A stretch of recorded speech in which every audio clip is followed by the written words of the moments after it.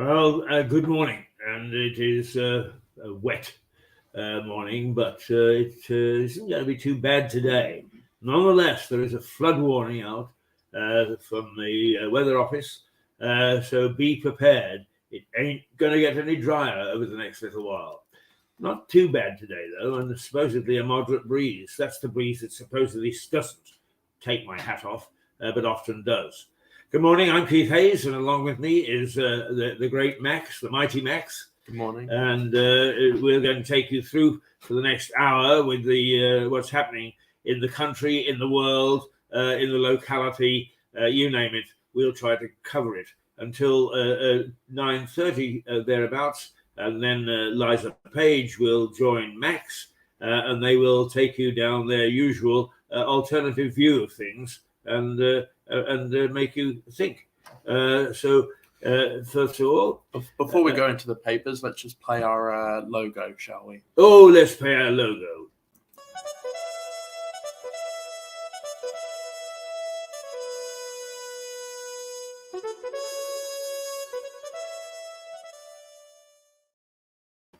There we go.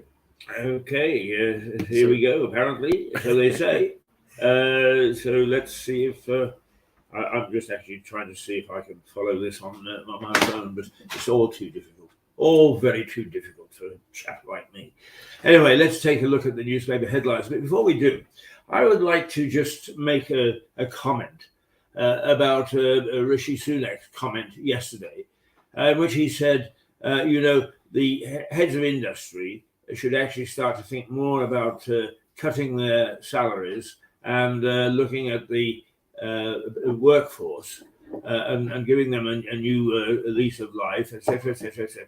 All very, very inspiring, I'm sure, for the workers, not so much for the bosses. But is he going to do the same thing with his head, with his group? Is he going to actually take a cut? Is he going to get his MPs to take a cut? Is he going to cut out all the silly subsidised bars? The silly subsidised bars. Exactly. The subsidised bars, subsidised meals, subsidised travel, all the subsidies, and that's just a half of it. That's just a half of it. Is he going to sort that out? I think I know what the answer would be. It is too difficult. What do you think that the bosses face? Even if they wanted to, which they don't, what do you think they're going to face? To me, that was the most, is this man so ingenuous that he is willing to sort of think that he can inspire changes of that sort? Yes, he can, by doing them himself in Parliament. Ha, ha, ha. I'd like to see you come up against that one. I don't think he can change private businesses' salaries. Sorry? They're a private company. I don't think he can control their salaries. No, he can't. It was an appeal that he made, as I recall. I'm sure they're all going to listen to exactly, that. Yeah, exactly. But even so, it is not easy to say to your board of directors or your senior managers, listen, chaps, we're going to take a pay cut.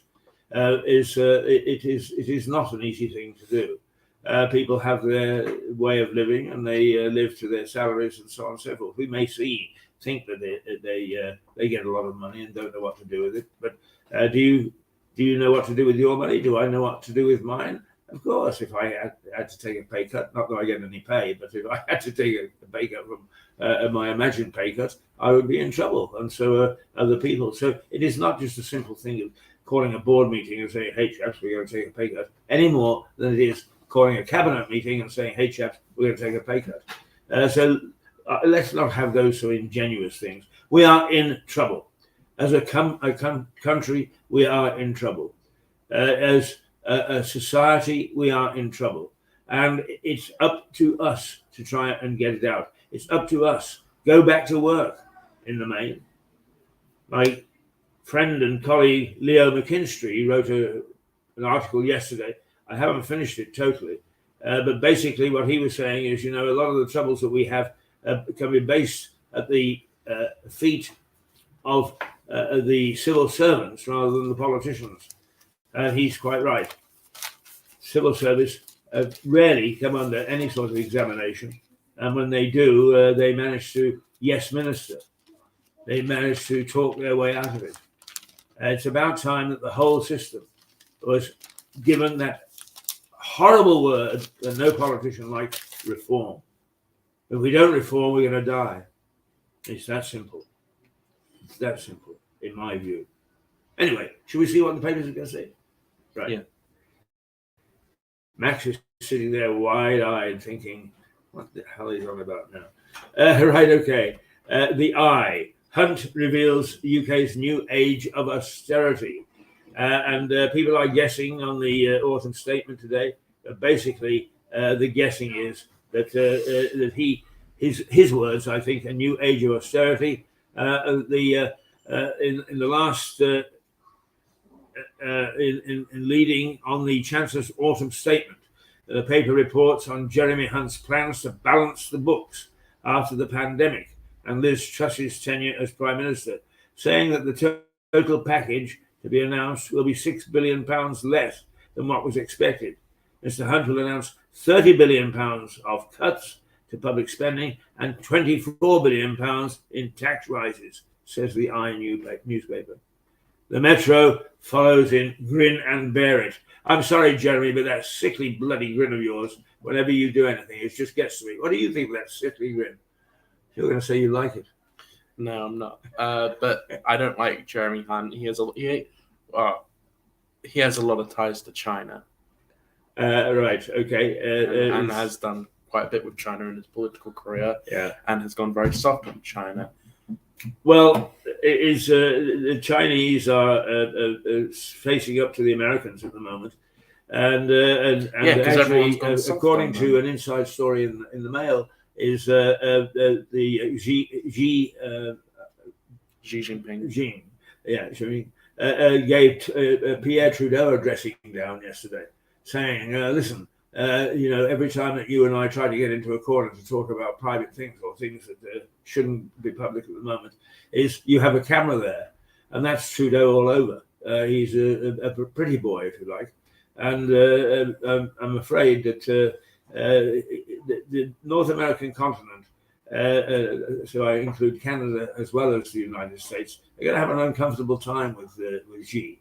He's riding high in many ways, and he's able to wag his finger at what is almost a lame duck president, is under now fire again from the wagging finger of Donald Trump.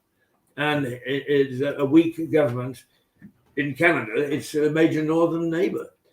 So I think that we are seeing your worry about China is probably well met. Yeah, it is. But what grin and bear it is the Metro's headline, next to a picture of the Chancellor smiling. It's not easy. He's smirking as he looks at his computer. The paper says Jeremy Hunt is preparing to deliver a double dose of painful tax rises and big public spending cuts in Britain's toughest budget for decades.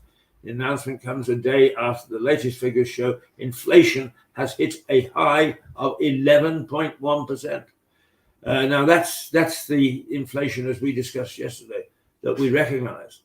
The real inflation in the supermarkets is nudging 15%, according to the experts. I don't believe that. I believe it's more. You may believe it's over 15%. Yeah. Yeah, it could easily be. I must say that stuff that I was buying for £1 3 or 4 months ago has now gone up to £1.25, and that's a big leap. Mm. It's more than 15%. You're quite right, and that's right across the board. There isn't much left that you can get for £1, and you could get eggs for £1. But we'll get onto a headline a little later in the Mail, in which the Mail says there's going to be a shortage of eggs. Shortage of eggs, price goes up. So we'll take a look at that in a moment. Yeah, the Daily Telegraph. We will face into the storm, says Hunt, as taxis surge. Yeah, well, sitting in their soft, big offices in Westminster, with all sorts of people flapping around them, looking after them, it's easy to say, we'll beat the storm. What are you going to do personally to meet the storm? What are you going to do as a government to meet the storm? What are you going to do as a sector to meet the storm? Because the political sector is the tradition and the track record is that they look after themselves first and then think about us afterwards. And I cannot see facing into the storm is going to get much support for Jeremy Hunt, particularly after he's delivered what is a very tough and harsh budget later today. Any comments? No. You don't want to wash my mouth out with soap? Well, it's just annoying that the Conservative government want to raise taxes. Yeah, indeed. Yeah, I mean, Very actually, conservative. another editorial in one of the newspapers is, "Can you tell the difference now between Labour and Conservative?"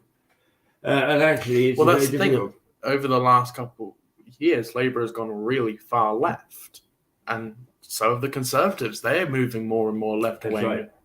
We're more and more liberal in everything that we do. Yeah. And of course, what traditionally happens, Max, you're not old enough really to see it over the long term, is that it reaches a point and then it swings back. The pendulum swings back. I am not so sure that we're not seeing some sort of kickback, particularly from not my generation. I'm too old, but people who are hitting 50 or 60, who now are beginning to realise that lockdowns and easy money and so on come at a price. And the funny thing is, sorry, You would think that they would already know that. it's easy to dig yourself into a pit where you don't want to notice what's going on around you. And you can argue it doesn't mean me. I mean, actually, the funny thing is, it is a small example. There's a sign up on the road outside my house or where I live that says 30 miles an hour. Nobody follows 30 miles an hour because it's a straight stretch of road. They roar down it at a good 40 to 50. But basically, in the minds of those drivers, it doesn't mean me.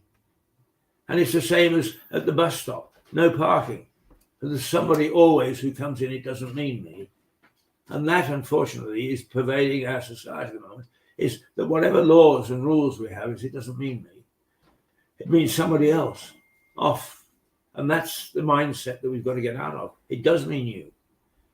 It does mean, not you, Max, I'm not pointing at you. It does mean each individual in our society. That's what rule of law is all about. We have laws, and we must follow it to remain a civilized society. But for instance, the civil servants, and Leo McKinstry is absolutely right. Now the first people not to go back to work. Oh, we're in trouble. Dig in. Let's do this. Dig into what? Offices have disappeared. Workers are working from home. Ha, ha, ha. The whole system has gone haywire, partly because of COVID and lockdown, but partly because we got soft and sassy. We didn't have to work very hard anymore for what we got. It was very easy to get, to go to the food bank in a £300 pair of trainers, because there's always somebody who is willing to give you credit. And now that's all going to come to a vicious end, and people are going to blame the government. Yes, the government are culpable. They should be blamed. But by the same token, we all lapped it up. Credit cards are bunged. People can't use credit cards anymore. So now they have to say, well, who's going to look after us? It's not the banks with their iniquitous interest rates. I'm sorry, but I go back to Boris Johnson's speech prior to the last election, in which he said, our system of governance is not fit for purpose. It needs reviewing root and branch from the top to the bottom. And it does, because it doesn't work. It's broken, and we can't seem to fix it. We just simply can't seem to fix it. Anyway, the Times. Thank you for letting me have my little rant there. One of the things of the Times is doctors should work more weekends, suggests the Health Secretary. That isn't their main headline. It does follow Hunt's taxes target the wealthy. The Times says the Chancellor's autumn statement and the new taxes he'll introduce will target the wealthy. According to the paper, Mr. Hunt will say the wealthiest must bear the heaviest load, with the 45p rate of income tax increasing from 150,000 to 125,000. So if you earn over 125,000 now, you'll get dinged with tax. How much?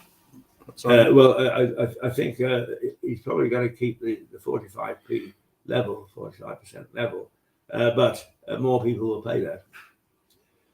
I mean, you and I are verging on it. I mean, you and I make 124,000 each.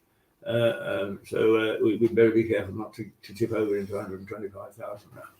It's a 45% tax. Jesus. Well, it's down near half your salary, isn't it? 45p. That's not even the highest bracket now, is it? They raised it to 50. Well, who knows? Perhaps he is. Remember, that although leaks and so on give the media, give us, if you like, a fair suggestion of what's going to happen, until he actually stands up in the House of Commons, nobody really knows. It's locked in his little red box until he actually gets on his feet and opens it up and says, okay, this is what I'm going to do. It could be that some of the things that you suggested are in the new plans. This is mere speculation on behalf of the paper. And The Guardian, millions face a rise in energy bills as Hunt lifts the price cap. I mean, that's another one that has been very controversial, is all the help that has been given over the last little while to people like you and I to help pay our heating bills is going to be taken off in April. Everybody will face the same thing. Although one report is that the government has sort of said, but we will probably introduce a new system of help for the poor and the old. We'll see. Yeah. I'm sure that will go flawlessly. But that is one for you and Stuart on a Wednesday. The price cap will rise from 2,500 to an expected 3,000 to 3,100 pounds a year, and that's in April when that cap comes off. April is the tax end of the tax year for most people. It'll be interesting to see what the tax bill is going to be for the next year. The Daily Express, a D-Day for the UK. Hunt's fair and honest plan to fix the future. The Express, which is a government supporting newspaper. The Express says the autumn statement will signify a D-Day for UK, as Mr. Hunt vows to deliver a fair and honest plan. Yeah.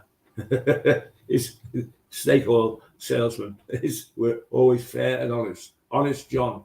When I went to Canada, there was a Conservative Prime Minister called John Diefenbaker, and he was so good at twisting the words and so on. He was known as Honest John, and they likened him to a snake oil salesman from the Old West.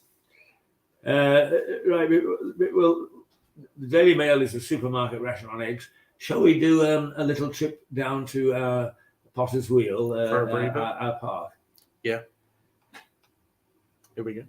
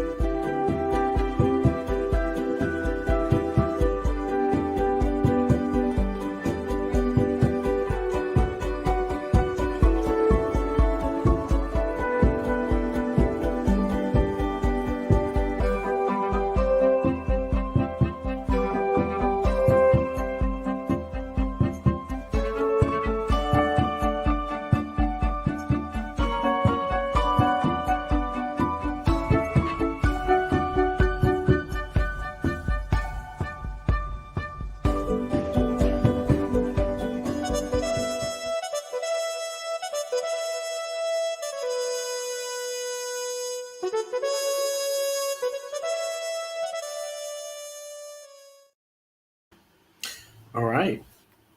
Here we go again. Max is guiding me, steering me this morning. And then, like the government, he's going to use me and mould me all the way through to 9:30, and then he's going to tell me to bugger off. So he and Liza can have the station, the channel, all to themselves, and to get on with their chats backwards and forwards about important things in this world. I may say important things and alternative views. Yeah, we have one story later to cover that's pretty big. Do you know how much? I briefly mention this now. I'm not going to say how much I earn, but you know, I don't make enough to get taxed. Do you know how much an illegal immigrant gets as benefits money yearly? £25,000 to £30,000 a year. That's how much money we give them to live on. Each. So if there are three in a household, they get 75 grand on benefits. I'm thinking about just getting. I'm thinking about just going to France and traveling across the channel in a dinghy and being like, "Hello, me no speak English." Hey, yes. Can I come ashore into your wonderful? Right. I didn't know that, and that's a good topic for you to discuss. It's these sort of little gems that you winkle out. That's more than more than me and you get. Absolutely. Oh, God, yeah. That's more than your pension. Just to begin with, it's 10,000 more than I get. Yeah, that's more than your pension. Yeah, that's right. That's more than a government pension. Yeah, it's all upside down, topsy turvy, and it's all the silly nonsense that's going on in Westminster. It does need huge reform. Who do you think passed that, by the way, of giving them that much money? The Conservative government. Oh, yeah. Of course.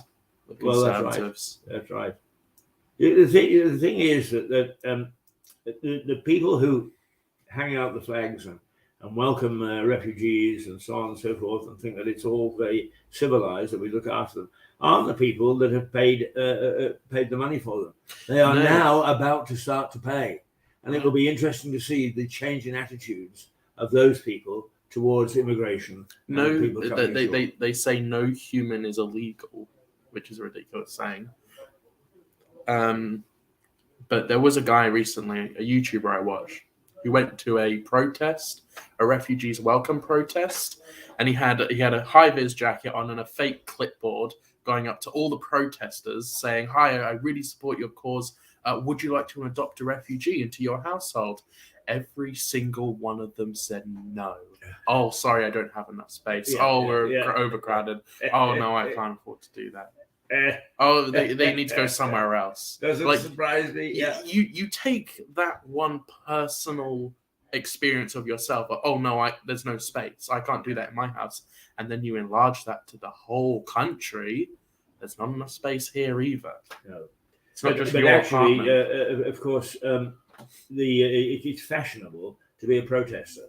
And if today you protest against immigration, tomorrow you protest against slavery, the day after you protest against something else, and all you do is you spend your time marching around. And it reminds me of that bib that they have for babies, is with the baby stamping his feet and so on and saying, "I don't know what I want, but I want it now." And that's what the protesters remind me of, is, where are we going today? Beyond the Fringe, we mentioned the Beyond the Fringe review, which is a 1960s review, I guess. But there is a skit in it that covers the end of the world. And a group go to the top of a mountain and they say, "Here we are to greet the end of the world." Silence. "Oh, well, not today. Same time tomorrow." Well, and that's what it's all about. Another thing is that you said about protesting, and the next thing, protesting slavery or whatever. And it does irritate me how people protest slavery and say reparations for 400 years ago for what we supposedly did, even though we freed all the slaves and went all around the world freeing slaves. But anyway, they complain about slavery that happened 400 years ago, but there's more slavery today than there was when slavery was legal. I can believe that. A lot of I it's in can the Middle believe that, East, yeah. where we go to play football. Well, I funnily mean, enough. it's easy to target the Middle East, but A lot of it's in Asia as well. I would say that there is barely a nation in this world which is without some form of slavery. It depends what you define as slavery in this country. Or I don't know how you. Well, I mean, you look at some of these stories that are told by people who come here and are told that they're going to be au pairs and end up in as kitchen skivvies for wealthy families and so on.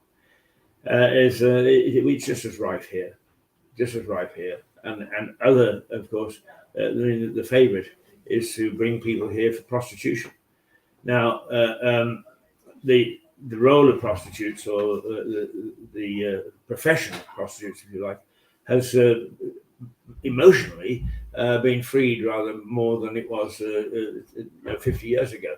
But it's still, prostitution is still a form of slavery, and we actually encourage it in some ways. So don't tell me that this country is free of slavery. It's not. Well, we're doing better than the rest, at least. I don't think we have slavery in that sense, and I don't believe. It depends what kind of. Well, so it depends how you define slavery, but I mean, basically, I think the more People that you working actually against- change the definition, is the more you push things out of the definition. Well, And therefore, you can feel good about it. What do We're you not in the define? definition. I'll tell you what I define slavery as. Someone who is being forced to work for either no or very, very, very little money and doesn't have a choice. That's what I say slavery is that? Well, I see it as being held in a situation where you actually are at somebody else's command to do whatever they bid. Yeah, but if you can leave, that's not slavery. Can you leave? Yeah, if you can leave, then that's not slavery. No, it's Max. It's very easy to get into a situation. It's very difficult to get out. It's so easy to say, well, why don't they leave? That question is often asked in the courts of this land. And the fact of the matter is, if they leave, where do they go? Onto the streets. And that's not a pretty way of life either. Anyway, I'll leave you and Liza to debate those things. And yes, by all means, bring up that story. Now, here we go, because we're going to have the ration of eggs. Actually, during the war, there was a ration of eggs. This is in the Daily Mail. Supermarkets, the ration of eggs, says the Daily Mail. Asda and Lidl are first to limit number of boxes you can buy, as bird flu and war in the Ukraine hit supplies. Aha! Isn't that funny? War is suddenly going to hit home in Lewis. Yes, everybody has been sort of very, very nicely waving flags and so on and so forth. It's all very nice. And yes, we've given rooms over to people who are refugees. And I'm not against any of that. Don't misunderstand. But all I'm saying is that quite often it's done with, of course, we do this because there's no other way that it's going to affect us. Well, if you like an egg with your breakfast, it seems that that's the first dribble of, and the next thing it'll be is you can't have bacon with it either, and then you won't be able to have muesli. Well, no, it'll go eggs and then some meats, and then it'll go bacon, and then the government will be overthrown. Of course, well, one of the things that I would expect a shortage pretty soon, because a lot of it comes from the Ukraine, from the steppes, is wheat. Yeah, I mean, cornflakes and that sort of thing is. It wouldn't surprise me to see prices zoom on those because it's more difficult to get the wheat from the Ukraine. Although they do seem to be doing rather well in giving the Russians a thick ear at the moment. But some of the inside pages of the newspapers have given equal prominence to the missile yesterday. And this morning, Zelensky has said there is no way that it could have been a Ukrainian missile that landed in Poland. Well, there's only one other combatant in this war, and that's Russia. So did they do it deliberately, or was it a stray rogue missile? But nonetheless, it landed on NATO soil. And essentially, some of the people who are analysts of NATO and of war in Europe say the world held its breath. It could easily have been that there would have been a knee-jerk reaction from NATO countries to say, hey, let's strike back against Russia, in which case we would have really had a war on our hands. So it's a bit dicey at the moment. It's not just lack of eggs for breakfast. Well, now we get into let's see, the Mirror. Spies foil Iran plots to murder Brits. MI5 uncovers 10 threats from brutal regimes agents this year. Now, I don't know who they supposedly threaten. The security services uncovered at least 10 plots by Iran's intelligence agencies to kidnap or kill Brits on UK soil. Well, we've always had problems with Iran, and if that is correct, if that's a true story, I do take some of these things with a grain of salt. But if that's true, then one wonders, for instance, this television station does not hold back from actually calling a spade a shovel, which means that we would be highlighted in Iran's number of people to have something to have a go at. Are we under threat? I doubt it. We're small potatoes at the moment. But sometimes it's the message and the importance of it and the venom of it. Yes, we can be venomous on this issue. And the fact that Iran is a naughty, naughty state, particularly if you're a woman aficionado, is it can put a lot of people into the frame. The sun. No, we can't let the sun go down, can we? Tony charged over 232 bets. I don't know who Tony is, do you? Hang on. Is that a betting company? Oh, No. My camera. Sorry, my camera. It's a footballer. Oh. It's a footballer. Sorry, who does he play for? I don't know. Let's have a look. Suddenly there's a story on the Brentford striker. Wow. Brentford. That's a name to be conjured with. They did get into the Premier League this year. So it's a London club. The Premier League footballer was charged by the Football Association with 232 alleged breaches of betting rules. Do I care? Not much. I wonder how many other people do. Perhaps if you support Brentford. Yeah, I know a couple of people who support Brentford. Do you? Yeah. Right. Okay. Well, they undoubtedly would like the headlines away. And now the Star. Leave it to the Star to boldly go bigly, it says. And it's got a picture of Donald Trump. The Star focuses on the former US President Donald Trump's announcement that he will run for president again in 2024. Referring to Mr. Trump's tan and his pledge to plant an American flag on Mars, a headline on the paper says, Orange Man vows to conquer the red planet. Oh, the leader writers are earning their corn this morning. Oh, dear. That's where the Star, the other Star. How do we possibly do without the Star? I have no idea. It's such a wonderful. Right. Let's just take a quick look, if we may, at local stuff, because there's a Met Office yellow weather warning in place. It's been put in overnight for Sussex. People told to act now as flooding is expected. Well, let's look at a couple of details on that. as torrential rain and wind is approaching. And already we've got some flooding in the county already. But 2 flood warnings have been issued in Sussex, provoking a response from the Environment Agency. It comes as torrential rain approaches East and West Sussex. As part of a Met Office yellow weather warning for rain.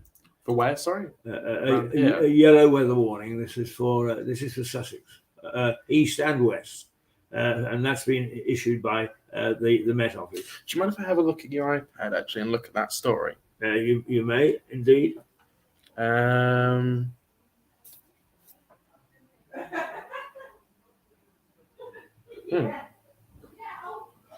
That's unusual because my app says that there is. Yes, the app for the weather forecast is that it's going to be only scattered showers for Yeah. One or the other is wrong, but I think probably what the Met Office does is it looks out into the Atlantic and says, "Look, there's a storm brewing." When does this say for? That's overnight. It's only just come into my information box. I'll take that with a pinch of salt. Well, it's the only thing is, of course, is that there are 2 counts of where the official weather report said in the 1980s. I can't remember 1984 was it or 87. Is there is not going to be any storm, and that was the storm that devastated all the. Yeah, 1986. That destroyed. That was when the United Kingdom had a hurricane. Yes, that's right. And the other was 2000, where nobody could predict or did predict overnight that there would be a surge of the Winterbourne and that Lewis would be flooded. That wasn't forecast either. No, it wasn't. Do you know why? Because apparently it was Uckfield's fault. They released all of their flood dams, and then it all came into Lewis, supposedly. Well, whoever's fault it happened. That was the reason it wasn't predicted, because it wasn't supposed to happen. Supposed is a big word, Max. Oh, that wasn't supposed to happen. I'm knee deep in water. Yeah. No one died in that, did they? Sorry? No one died, did they? Not that I'm aware. In the Lewis. Not aware. I don't think so. But I mean, there were hundreds put out of their homes. Were you here? Yes. Then? I was actually working at CNBC at the time, and I was due to do a night shift.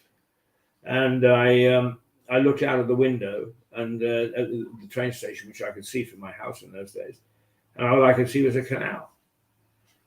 The train station was all the water had flooded in between the 2 platforms. All I could see was a canal. There was no way in or no way out of Lewis. We were trapped totally. It was quite startling. And at first, because we are on hills, the water settles in the lower areas.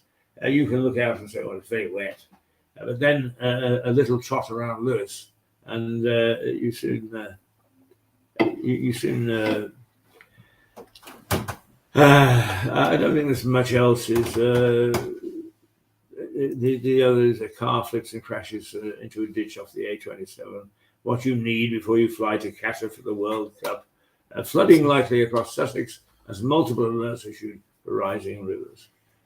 So that's really the local stuff. The river was higher than usual this morning because I walked past it, but it wasn't anything. Well, some flood defences have been put in place. I mean, we must accept that. Some work has been done. Oh, we are on time, by the way. Oh, it's 9:10. Goodness gracious me, we've been wittering on for 40 minutes.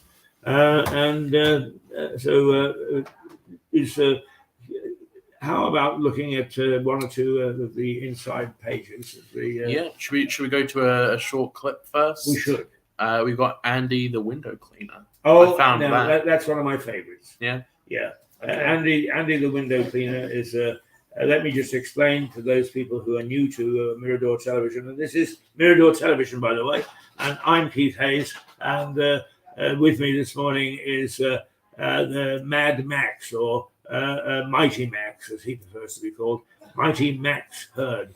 And we are taking you through for the first hour, taking a look at the news headlines, the front pages, and things that happen. But we also like to think that we express what's happening out in the street.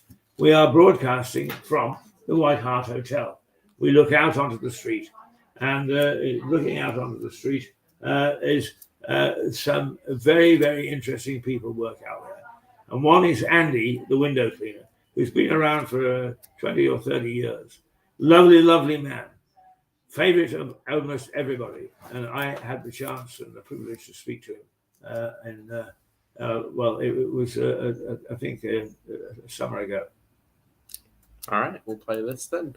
Just to say, the quality's been good today, but my camera froze briefly for a minute. I'm not sure what that was about, but it's back to working. I don't know what happened. We have little glitches. Yeah. I don't think we can do anything about little glitches, unfortunately. No. But let's go to the Andy, the window. Yes, let's go to Andy. All right, here we go.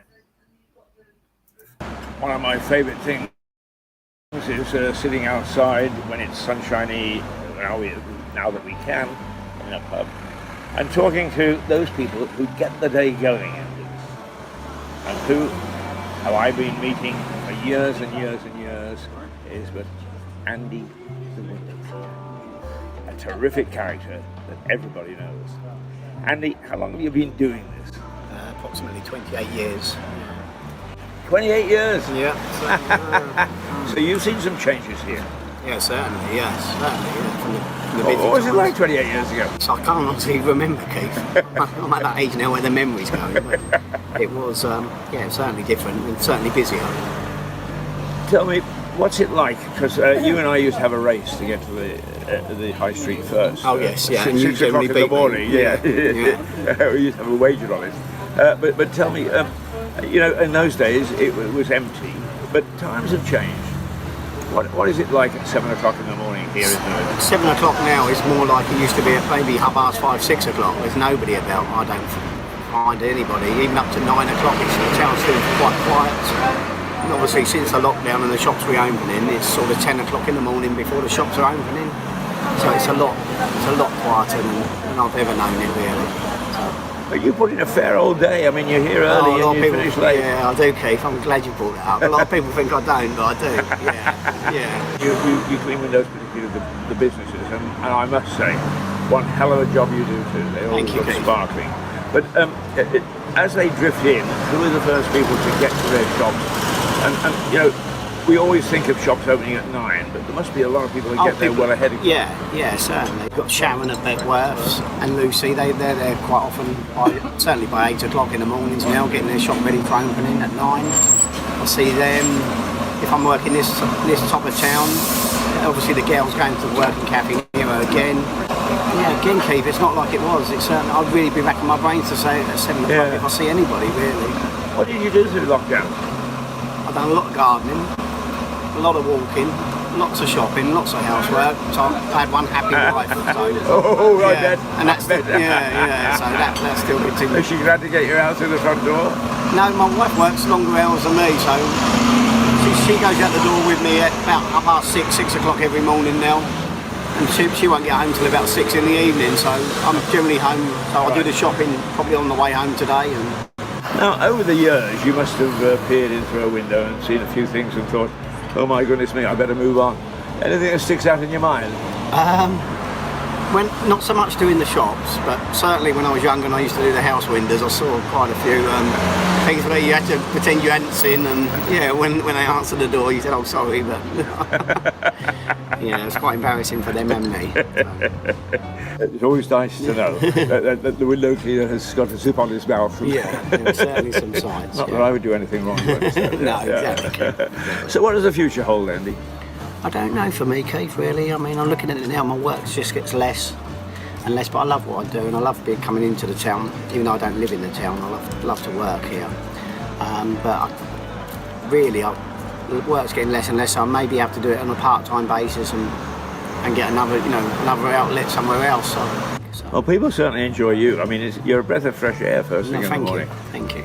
Do you find that everybody quips with you, or some people are a bit grumpy? No, certainly not. No, I can't think of anybody who's off with me in the morning or whatever time of day. Most people are quite cheerful, and I think they like it that I'm cheerful, so it helps them. So I hope it does. One thing I always admire you for a lot of things, I may say, because I think that not a lot of people can do your job. But one of the things that I admired was some of the big boys moved in. Oh, certainly. Yeah. And you saw them off. No, unfortunately, I did at first, but unfortunately, like the restaurants, they've gone now, Prezzo. I used to clean Prezzo, Pizza Express and Ask. But they all went national company overnight on me, so I lost them, and they were all like 2.5-hour jobs, so I lost a day's work overnight with them. To be honest, I lost them probably about 5 years ago. And that was quite a dent in my income. Yeah, I mean, you're such a favourite. You stay with all the favourites, I think. Oh, certainly, I mean, the independents and some of the national companies are very loyal. Big business, stay away. We don't want you. Andy, it's always a pleasure to see you. Yeah, and you, Kev. And we like to talk to people who start off early in the day and find out what it's like in Lewes, because as you say, at the moment it's quiet. Oh, certainly. But who knows what the future holds. Let's hope it turns out for the best for us all. If anybody commercial wants a window cleaner, shops, restaurants, offices or pubs, I'm certainly there to help you. Okay, and that's Andy, and you can get in touch with him through Mirador Television. We'll pass any messages where you want him along, because not only does he do an excellent job, but he's bloody good company as well. Cheers, Keith. Andy, lovely to see you.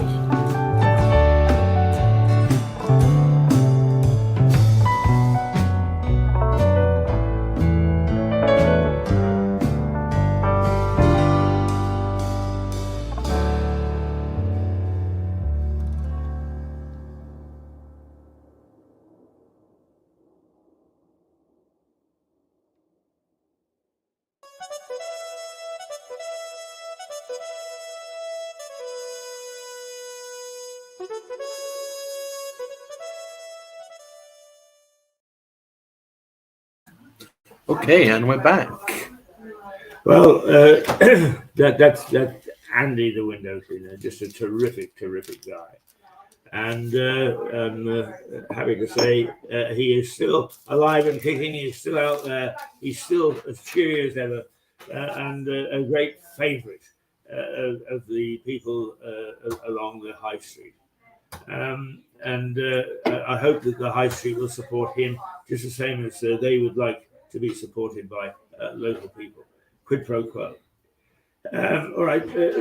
There are a couple of. You said there were some very good stories. This morning. Hang on, I'm going to try show this image. Oh yes, right. So,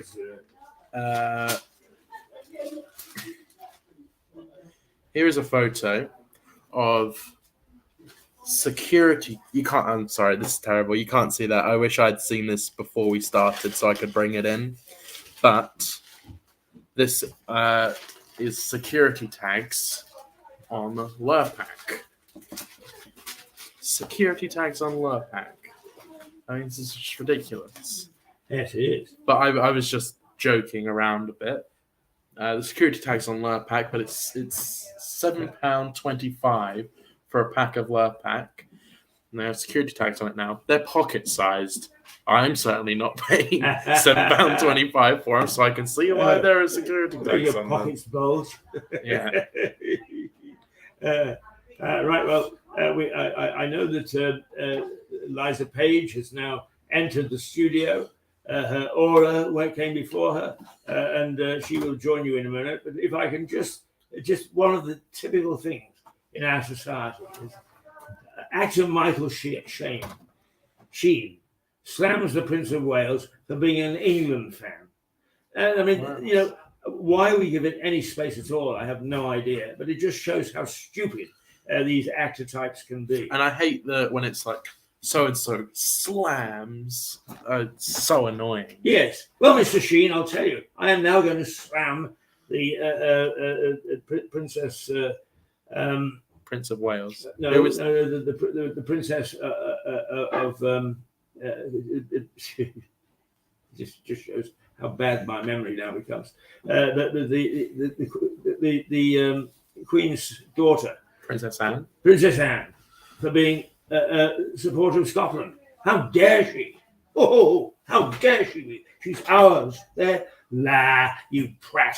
God, it's stuff like that that gets everybody going and stokes fires amongst those who would not see it as just being an irrelevance. Why wouldn't you be an England fan? What? Why would Exactly. He's English and the Exactly. Prince? Yeah. Why would he not be a fan of Exactly. England? So he may be the Prince of Wales, but we've sorted things out. I think- around the royal family. I think it might be a bit of a sarcastic headline, but I hate when it's so and so slams this Yes, other person. Yeah. No mind, Mr. Sheen. If you're being sarcastic, I apologise. I don't think you are. Okay. Is my timer? Come in, number 24. Your time is up. Was there another story in here? We could go through one more. Well, yeah, there were several actually as we went through. Particularly, but I thought, incidentally, going back to my comments about the war, is Sir Richard Sheriff writing, says, this must be the bucket of cold water to shock the West into action. In other words, all those people, with all due respect, even you, have been saying that are really, Mr. Putin, Remembrance Day, Sacrificial Day. That's what it was. What? Wait until it's your turn. No, Right. The moment Xi tore into Trudeau, the Canadian Prime Minister is blasted over leaks to the press. What Xi is saying is, I can't say anything to you privately without you actually calling the newspapers and telling everybody about it. But has Rishi given up on the US trade deal? God only knows.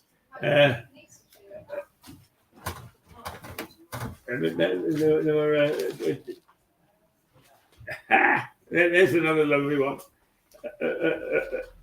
A runner did a 3.5-hour marathon while he chain smoked. Oh gosh, I saw that. Yeah. Yeah, some Japanese marathon guy chain smoked the whole 3-hour marathon and still won.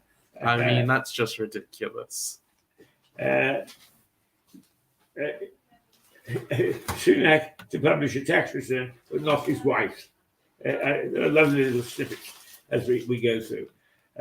Now, this is one that we got onto yesterday about the woke courses and how the watchdog, University Watchdog, was saying, oh, it's okay, you teach all about white supremacists and supremacy. Oh, is that in this and, paper? make roads, history, etc. And a minister has now stood up, or the Minister for Universities has now stood up and said, woke courses are nonsense. And he's absolutely right. The fact that the wokes are taking over the universities is actually, it's all very well. The students who go to these universities will come out and frankly, Brainwash. industry won't want to hire them. More job opportunities for me. Somebody to come into your organisation that's then going to turn around and say how evil you are. I know, which is why I'm trying to convince all my friends not to go to university. Get a real job. Don't just Absolutely. get brainwashed. Yeah, I mean, I think we're through that period of Blair. Everybody should get a University should get a degree. I Yeah. mean, if I may, at the risk of just talking about myself, but in 1970, 70 thereabouts, just before she was assassinated, I interviewed Indira Gandhi, and I asked her about this issue that in India you could put into a petrol station, and the man who was wiping the windshield would probably have a PhD. And she said, Mr. Hayes, we made a great mistake in opening up the universities this way to absolutely everybody. I hope you in Britain don't make the same mistake. Well, Blair must have been listening, because as contrary as he could be, that's exactly what he did. And we've ended up in the same situation. Is you can probably talk to your local barman and he's got a PhD. Crazy. Who were you working for when you interviewed her? I was working for I was working for the CBC, and I was also working for a radio station called CJOR. So I was doing a dual purpose, and it was just before I came back to this country. So you interviewed her on CBC, and Yeah. both. Okay.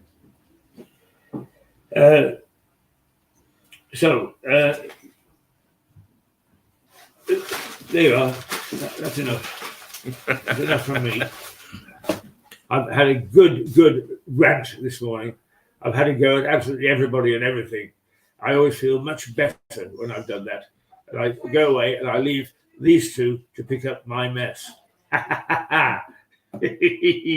So I don't know what you want to do now, but undoubtedly So we're going to go to go to a little program so Yep. you can switch over. I don't know how Liza will feel about this, but I've warmed the seat. So when she sits in this morning, her bottom will not be cold. That was very generous of you, Keith. Not at Very all. thoughtful. Anything for you, my darling.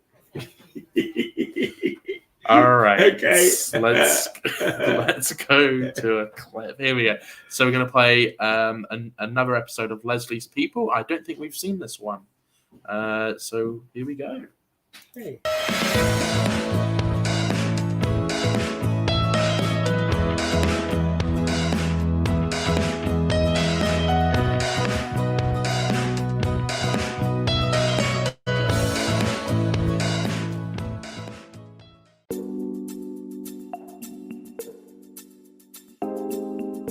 We have a lovely lady in Lewis. Quite well known, I would say. Leslie Hills, a cancer survivor. She decided to give back something to the charity that helped her. What does she do? She paints portraits or any of your favorite pictures, a photograph.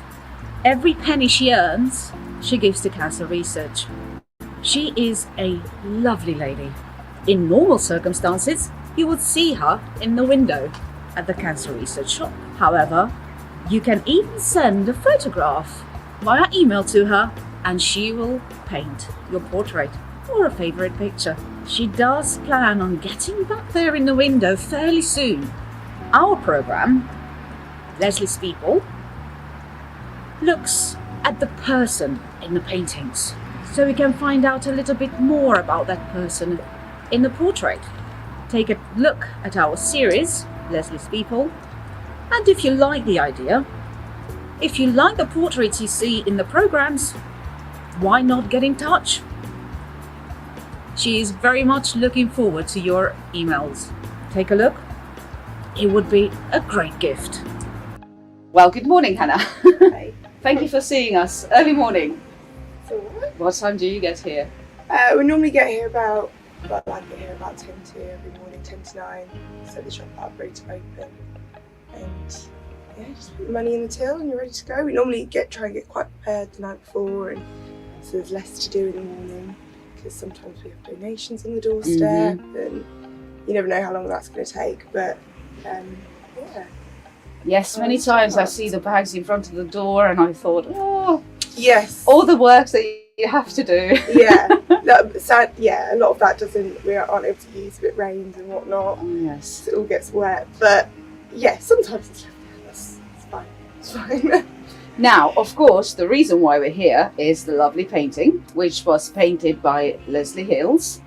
And I'm pretty sure everyone knows Leslie by now in Lewis. So, when did this happen? So Leslie has painted a couple of the other managers that have worked in the shop, and she just came up to me and she didn't have a commission that week or month, and she just said, "Can I paint you?" And I hate having my picture taken. I hate anything to do with that. So I agreed, and she did it. I said, "Paint out all my floors and make me look nice." And Oh, no, she it's did it. brilliant. She did it, and then we had it in the window for a little bit, which was quite funny. We had it behind the till for a little bit, which was quite funny as well. But yeah, we well, my hair was always changing colours. I think at the time the picture was taken, it was actually, I think, pink or something. Oh wow. But Leslie chose the most like neutral one that I would always have. So I always had a different hair colour back then. But then I shaved my head for cancer research back last September, so September 2019. And that's why I've got different hairs. Wow. And I did that with my assistant manager at the time as well. We did it out in the High Street, the Lewes High Street. There's lots of people to see, and we had this huge circle gathered around us, and it was amazing. We raised quite a bit of money, and we did it for children's and young people's cancer. Which is which is a very one close to my heart. I'm very passionate about the young people's cancer and whatnot, because I think there's a lot less research goes into that. But so we have specific campaigns twice a year for specifically children's and young people's, and we decided to do this big one for that. And it was amazing. It was really It's good. admirable, I have to say. Well, Not many thank people you. would do that. You're very Well, brave. I don't think I'd do it again. I had some very funny hair for a few months, sticking up on ends and coming out all over the place. But it was good though, because we were both then two bald managers, and you could see our hair growing every week, every month, and it was quite fun to watch actually. Wow. Seeing both our hair, and yeah, it was lovely. It was really good. It was a good time. So that's the mystery between the changing hair colour. Yes. Different from the painting. Yes, absolutely. Do you have to sit for the painting, or was it done from a picture? No, she took a picture of me upstairs, and she just paints from there.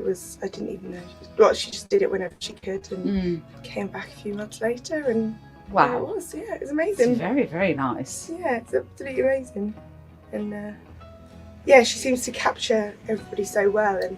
And I've noticed throughout all the pictures that we've seen over the years, because I mean I've been here for 4 years, pretty much the whole time Leslie's been here. She's been here about 5-6 years now, and when she started to paint in the window, it was such a changing thing. It was amazing because everyone was looking, watching, and our whole window was taken over, and it was amazing. And then you had someone to talk to when you're on the till as well. You got a bit bored. But yeah, it was amazing. She's raised an awful lot of money for cancer research, and it's admirable what she does. No, it really Yeah, is. She's time. very, very Absolutely dedicated. amazing. Yeah. And she's the most lovely lady. I can imagine that anybody if they had to sit for a portrait, they'd probably feel very comfortable, Yeah. because she's just so kind and patient and just Absolutely. lovely. Yeah, I remember actually years ago when I used to come in here before I worked here, she was in the window. And I remember putting down my name for one and my email address and whatnot. And I thought it was that. I thought you had to sit in the window and get it done, because I wanted to get it done for my mum for a Christmas present or something. But it never ended up happening in the end. But because I thought you had to sit in the window and do it with her. But luckily, Well, that would attract the public. absolutely. Maybe you should get somebody in the window to be Absolutely. painted when Leslie can come back. Absolutely. Yes, hopefully she can come back soon. Hopefully. Hopefully. She, Yes. it's amazing to see her pictures come to life. Like, it starts off with a sketch, you think, well, that doesn't look like them. And then she gets the paints in and the shadows and the colours, and it's amazing. It's amazing what she does. But Indeed, yes. yeah. Brilliant. You mentioned campaigns earlier. So Yes. how many campaigns would you do a year? Is it 2 or more? So at the moment, we're not able to do that many due to the virus, and our managers don't want us going out on the street and collecting either at the moment. But we have, I think it's about 5 or 6 a year. We have the children's and young people's cancer, and we have Stand Up to Cancer twice a year. We have Race for Life. This is the test of my knowledge. Don't worry I if you believe don't that's remember. it. Yeah, I believe that's it. And then we just have just the general fundraising every month anyway. We just try and raise as much as we possibly can, because cash is 100% profit. So as much as we can get through that, it's better. Really, the more research can be done, the more, the more everything. Yeah, of course, yes. the more, how close we can get to the goal. Yeah. So. How about donations during this lockdown situation? Yeah, is that Have you got less or more? donations? At the first time we had an awful lot more.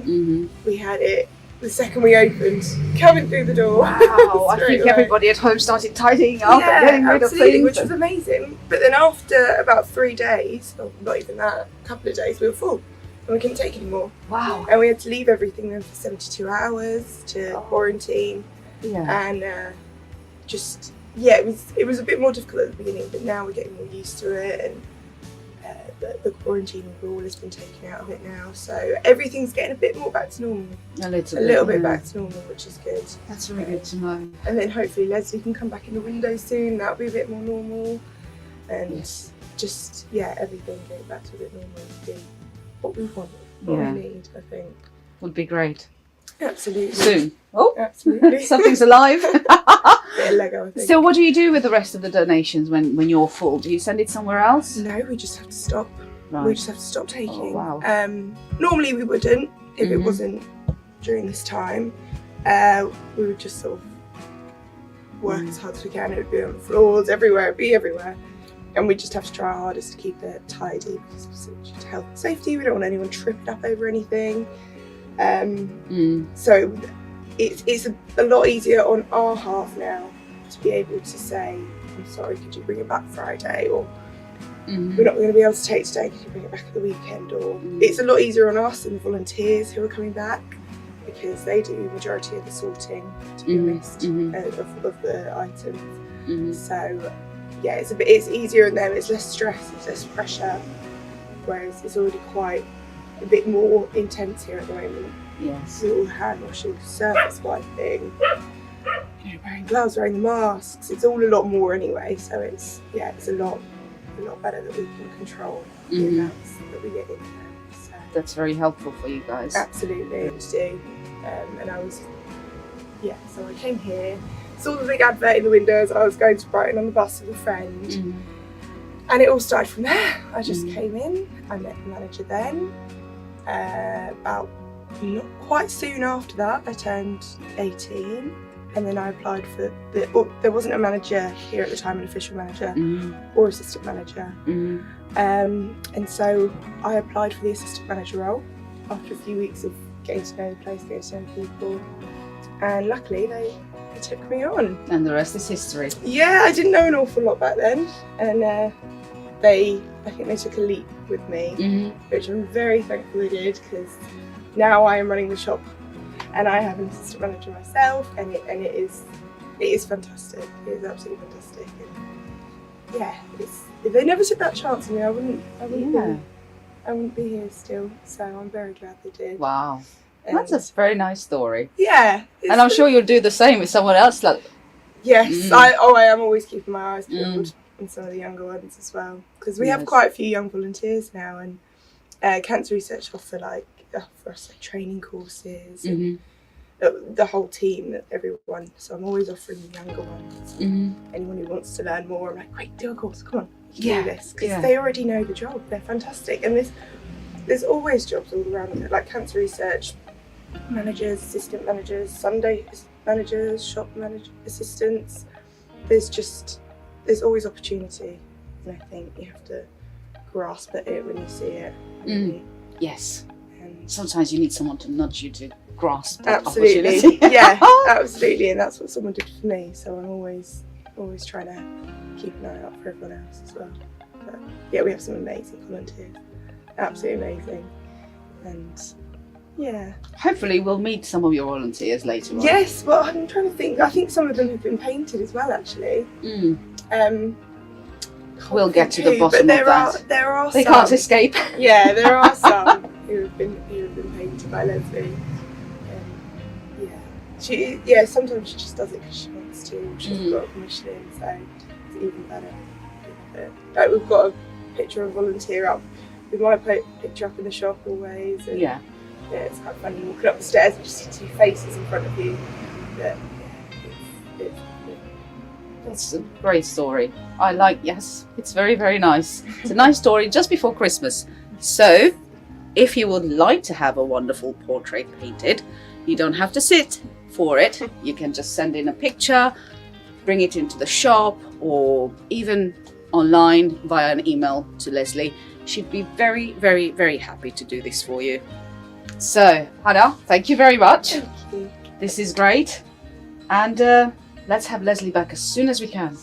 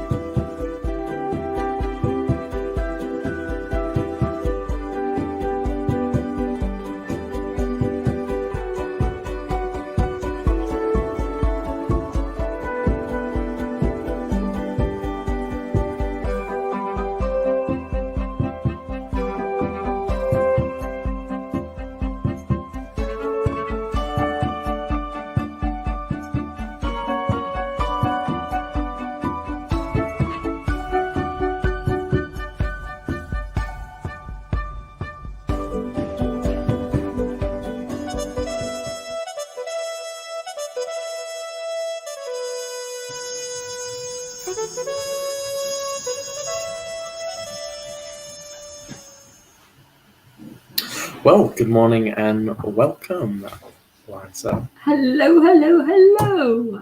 How's my favourite person? Very good. I'm doing good. Yeah. Great. I always look forward How's your to ear? Thursday. Is it better? Yeah, it went on Sunday. It finished on Sunday, last Sunday. So So the it still took- antibiotics kicked in.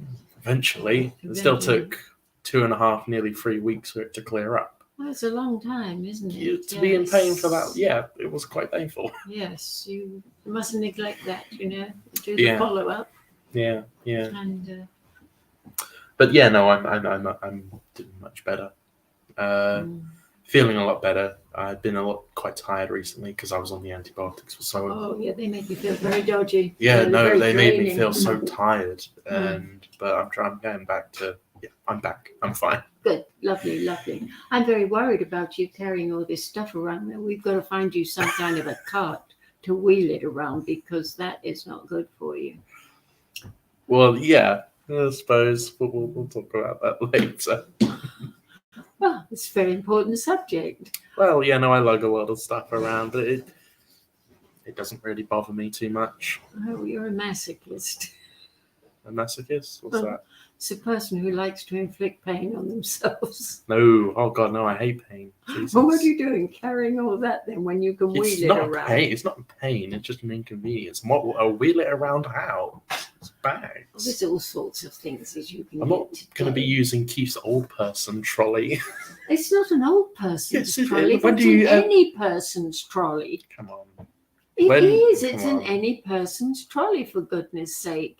I mean, that's going to stop your back and damaging and. When and have all you sorts seen of things. anyone under 60 use one? Because I never have. Oh, well, I have seen loads. If they've got any sense, I think that, for heaven's sakes. Oh, what is this? Frightened of looking old because you've got a trolley on wheels. Is that going to make you look old? No, it's just, it seems, I don't know, it's like the adults who ride scooters. It's just weird. Or adults who ride BMXs. Or adults who go to the skate park. It's just weird. Oh dear, oh dear, oh dear. I'm just an old fogey, aren't I? That suggests nice things, but oh well, I'll just humour her because she's elderly. Yes. Tell her I'll get the scooter and then won't do it. Okay, Oh, come on, let's gosh. get down to business. Okay, so we were talking yesterday, weren't we, about how much immigrants get per year. You know, in Yes, benefits. and I money. didn't know. You were about to tell me, I'm sure. No, I didn't know at the time, but God, am I, this is from a website, fullfacts.org. I've not come across them before, so I do need to do a bit more research, hopefully go into like a .gov website. Yes. So it's the government website, so you can see, but it's really complicated to read, and it doesn't just tell you how much per year. Yeah. It tells you, oh, this is how much per, whatever. Uh-huh. It's annoying. But we are spending in this country, in total yearly benefits per migrant, £29,900. Now, that to me does seem a little bit much, I think. £29,000 over a period of what? 12 months. 12 months, a year, £29,000 a year. Yes. Well, then that's more than my state pension. That's That is more than a hell of a lot more. Do you mind me asking how much is a state pension? Oh, God, it's worked out as like $250 a week. A year, it's something like 15,000 around that. Yes, something like that. So yeah. twice as much as your pension. Yes. But obviously your pension rent is covered for you. My rent is covered for me. Yes. But I'm sure the hotel bills are covered for them as well. Of course. Let's be honest. So well, you don't that's see them coughing up £400 a night for a hotel, do you? And those are the caliber of hotels that they are staying in. 4-star hotels, yeah. Yes. I mean, when as soon as they come in, they get a mobile phone, a few quid runaround money, and 3 meals a day, and accommodation, and they're complaining about that. They have the I guts to I complain. really don't understand why they come here.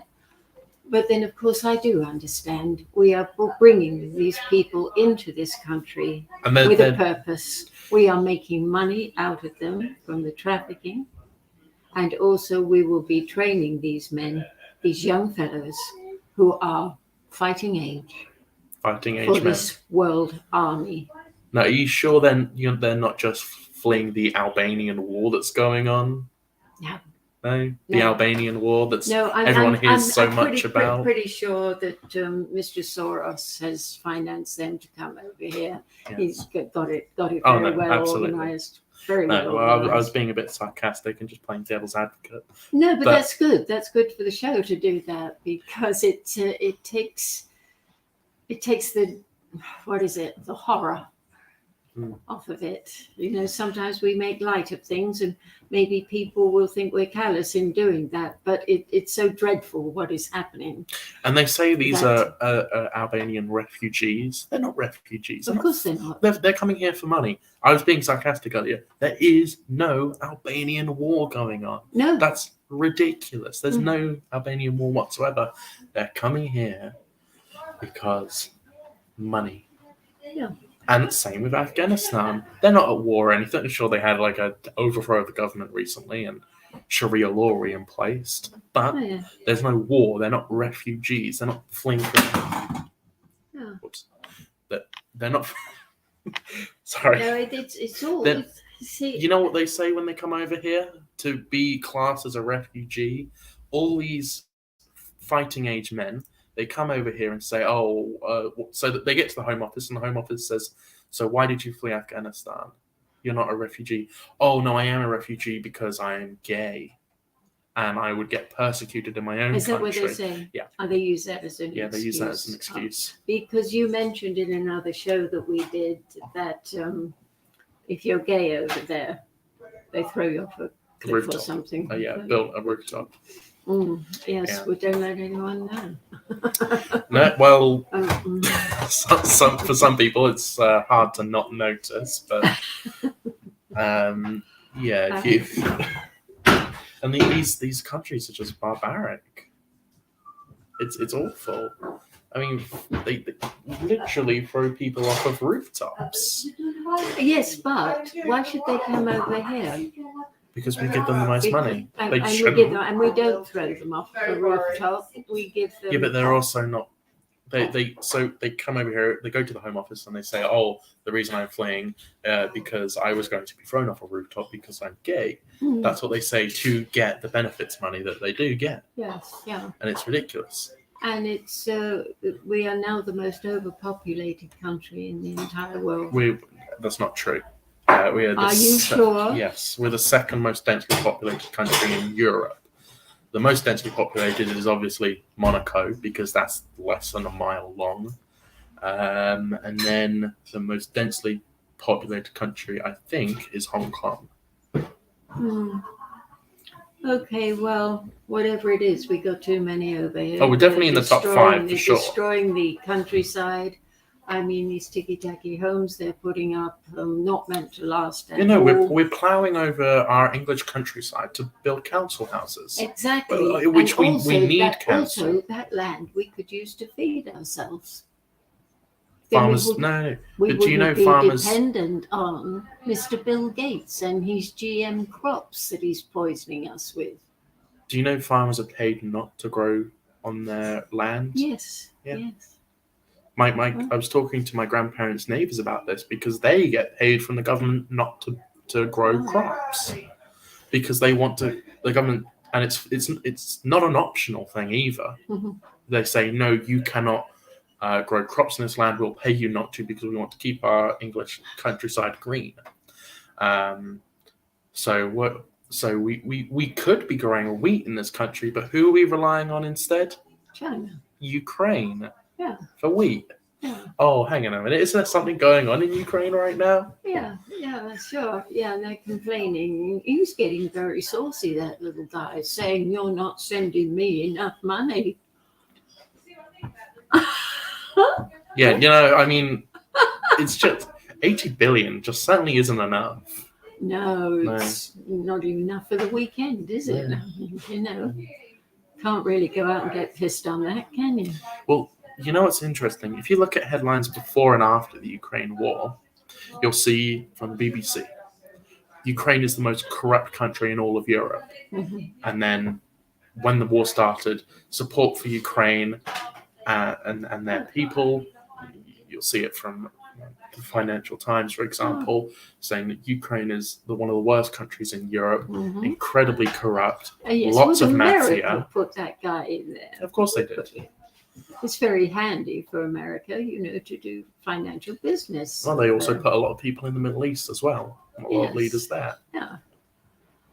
Who Um, created Al Qaeda? And now they want to send our troops there to teach them how to fight. Even though we installed them. And you know, we were getting on all right with Russia, weren't we, before this happened?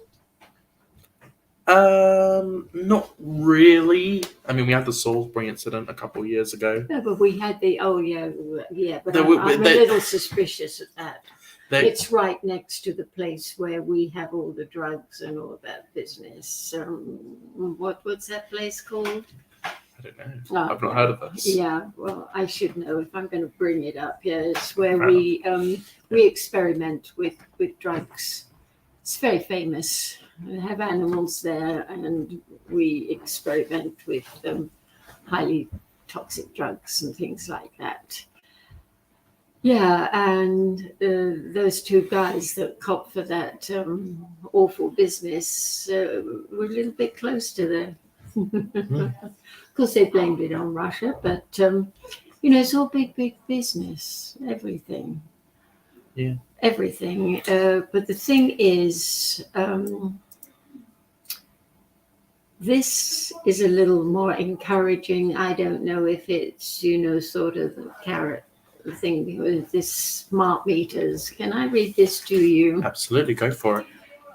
Sir Ian Douglas Smith has urged Rishi Sunak to get tough on China by ripping out hundreds of thousands of smart meters, which could allegedly be used to shut down the UK power supplies. anytime they wanted to.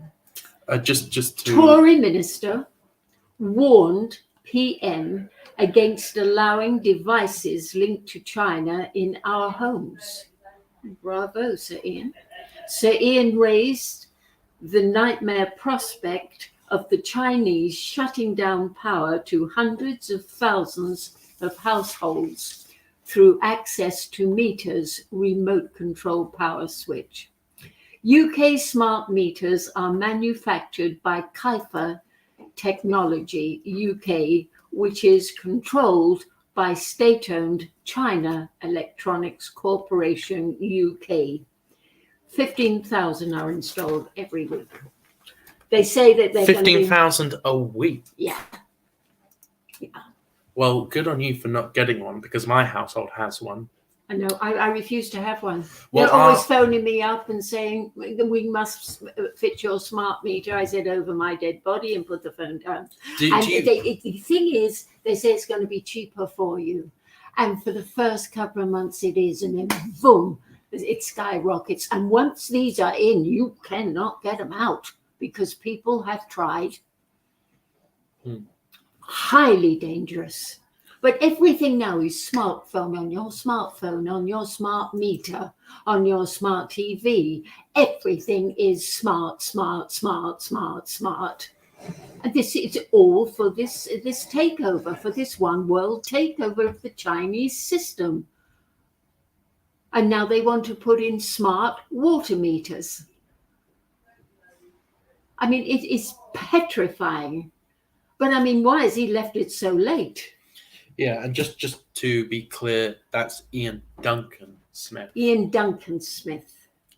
But yeah. But he said he should bring it up. He's told Sunak to bring it up at this Indonesian summit. Now, whether Sunak does that, who has great affiliations with China, I would doubt very much indeed. I don't know if you have seen the papers recently, but I think the Daily Mail yesterday was talking about Rishi Sunak and how he's going soft on China, which he is. Of course he is. Suspicious, that, isn't it? Bit weird. I'm sure it's just a coincidence, but Rishi Sunak, as I've mentioned this so many times, but I have to say it every single time because of how important it is, Rishi Sunak's wife is incredibly rich. Where did she get all her money from? Her father, being Rishi Sunak's father-in-law.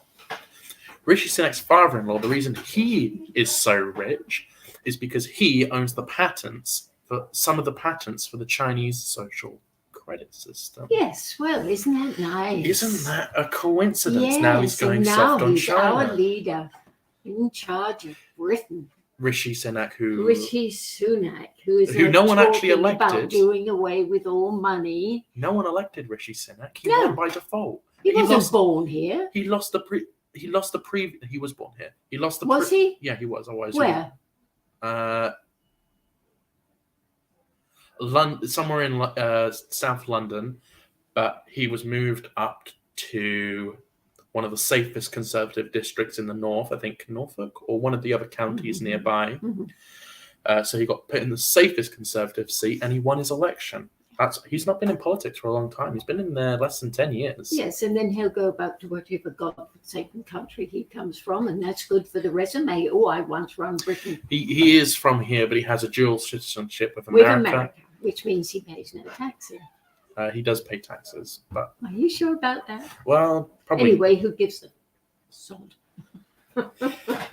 Anyway, but this is what is taking over our country. And Schwab, Canada, and we're here. These tentacles are all over the world.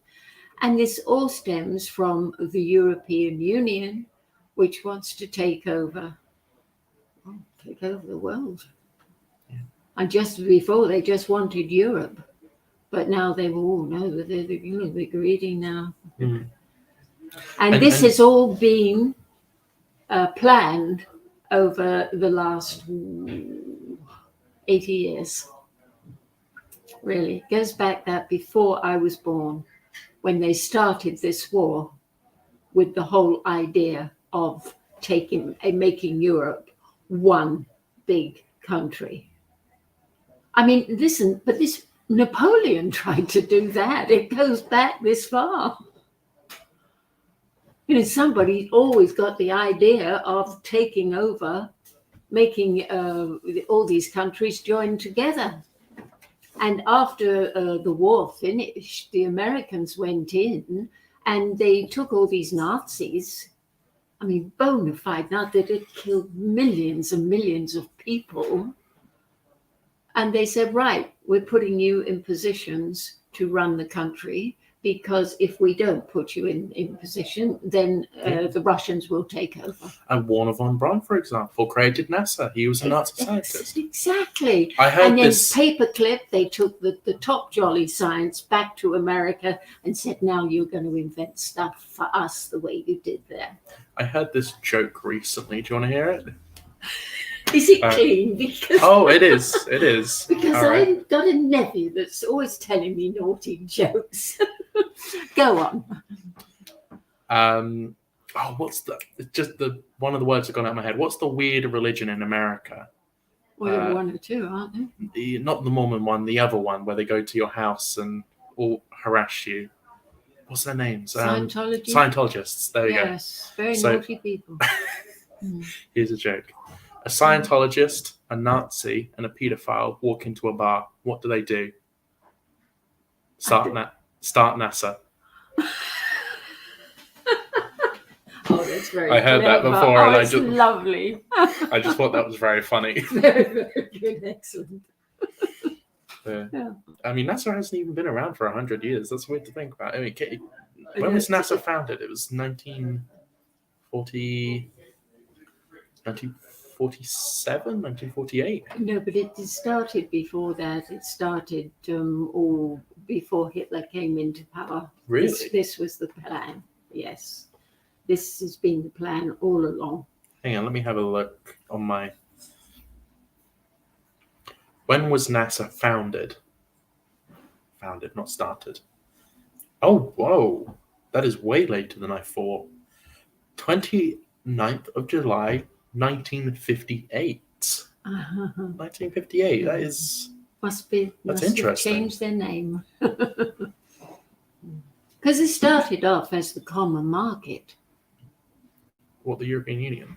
Or NASA? Yes, no, it started, the European Union started off as the Oh, common, no, I was talking the about common NASA. market. I was talking about NASA. NASA. When was the European started? I'll look that up on my device. European, they changed the common market to the European Union. Hang on a moment. When did the European Union officially start?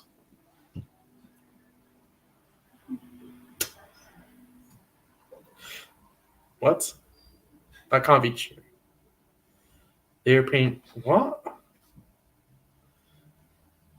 When did the European Union start? 1993. They must have. What? Look at this. November 1st, 1993. Okay, yeah. That it was can't the be common true. market before. When did the common market in Europe start?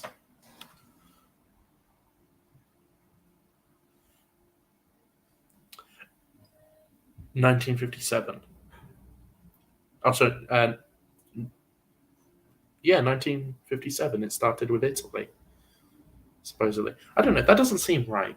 And then changed the name to the European Union. In Really? 1993. It started off as the common market, and everyone thought, well, this is good, this is wonderful, and blah, blah, blah. And of course, Huh. they knew what they were doing. But you see, when the war finished and the Americans came in, I mean, it's when you win a war and you take over the country, it's rather like taking someone prisoner. Well, you've got to feed that prisoner. You've got to water him and virtually keep him alive. Well, a few of them anyway, a few of them. So it's a responsibility if you win a war. So when we supposedly won the war with the Americans, they said, no, we'll let them do exactly what they were going to do before, and that will stop Russia taking over. And we'll pretend that we won the war. But really, they were building up to this this one world order, and the total Europe just being one big country. One world government. And they said one world government. And they said that way there will be no wars. The war will be against the people. That's a very good way of putting it. Yeah. What do they need a world army for then if there's not going to be any wars? Huh? War is against the people. Us. I wonder if there's some sort of large group of fighting age men somewhere.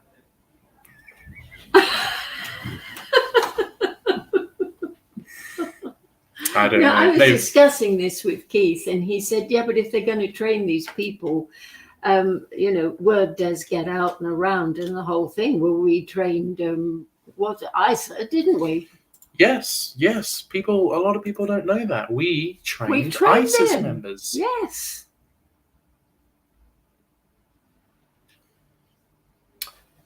That's where George Bush did 9/11 came from. Of Because course, yeah. he, Tony Blair and George Bush orchestrated the 9/11 business because it was a bit like the Pearl Harbor thing. They wanted to get the American people riled up to go to war in Afghanistan. And then from Afghanistan, they went to war with all the other Arab countries. It was all planned, way ahead. But that's how Mr. Tony Blair got the job that he's got. Him and little Mr. Bush, baby Bush. Yes. George Bush Jr. and George Bush Sr. Yes. But it had absolutely nothing to do with Saddam Hussein. He wasn't responsible for that. What was the guy before Saddam Hussein? Bin Laden. No, that was after. Yeah, well, they accused him of the towers, didn't they? They said it was him. Well, yeah, they but said it Osama bin Laden wasn't. did. Yeah. No, it wasn't. It And was then George they Bush. found him. They said they'd found him, but he was on a beach, and the body was dismembered, and the whole thing. Never found anybody. Yeah, where's Osama bin Laden's corpse then? Huh? Why can we not see that? Where? Where? Yeah. Where's Hitler's body? Oh, Hitler got out. Yeah, no. Well, you don't. No. The Russians took Hitler's body and had it in a Russian facility in Russia. Right? No one was allowed to see it, but somehow, Hey, someone. I never Hang heard on. that. Here's the thing. So, here's the story. When Hitler died, killed himself, just like Jeffrey Epstein did. Yeah, the touches the Jeffrey Epsteins. Yes. Oh, clever boy. Just like Jeffrey Epstein killed himself, Hitler also killed himself, and then his body was taken by the Russians and taken to a government place in Russia. I really shouldn't say because I don't know the full story completely, but eventually someone was allowed to go and take samples of the body, and they found out it was a 35-year-old woman. Supposed to be Hitler. It was supposed to be Hitler. They wasted their money then. Just So no one taking actually that knows back. where Hitler's body is, but Hitler did have a lot of doubles. Yes, so of course. the question all is, these people when- do that. Yeah. Well, I mean, a lot of world leaders do, Yeah. especially the ones who are very, very, very controversial. I mean, Middle if Eastern I was ones. that evil, I'd have a double too. But he had multiple. That's the thing. So there's a documentary called Hunting Hitler, the most brilliant documentary I've ever seen. Is it on the net? Yeah, I can show you. It's done by a guy called Tim Kennedy, Really? not related to the Kennedys. Just happens to have the same surname. Brilliant guy. Mhm. Brilliant guy. And he did a show on the History Channel, Yes. Hunting Hitler. I'll show you that at some point, and we'll sit down and watch. Some of these documentaries that they're making today are first class, Yeah. aren't they? They're really very, very Yeah. good. Because they're not shown on the BBC. No, they're not, funnily enough. I wonder why that is. Okay. May I continue? Shall we go to... Do you want a break? We'll just go to Scenes in Sussex. 2-minute break just for a briefer. Fine. All right, here we go.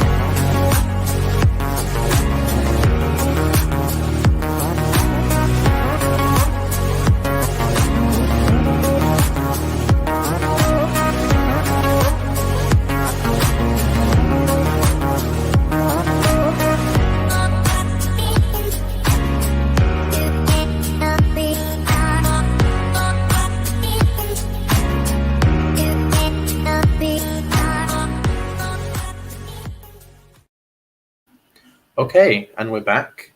So I was just talking to you whilst we were on the little break, and I showed you.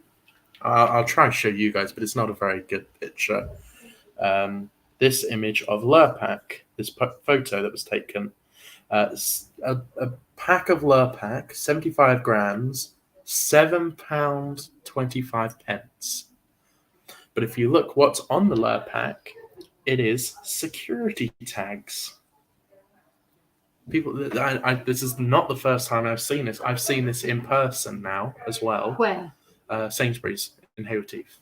Is that a fact? Yeah, I've seen that. I didn't take that photo though. I was sent it to. Yeah. Someone sent it to me.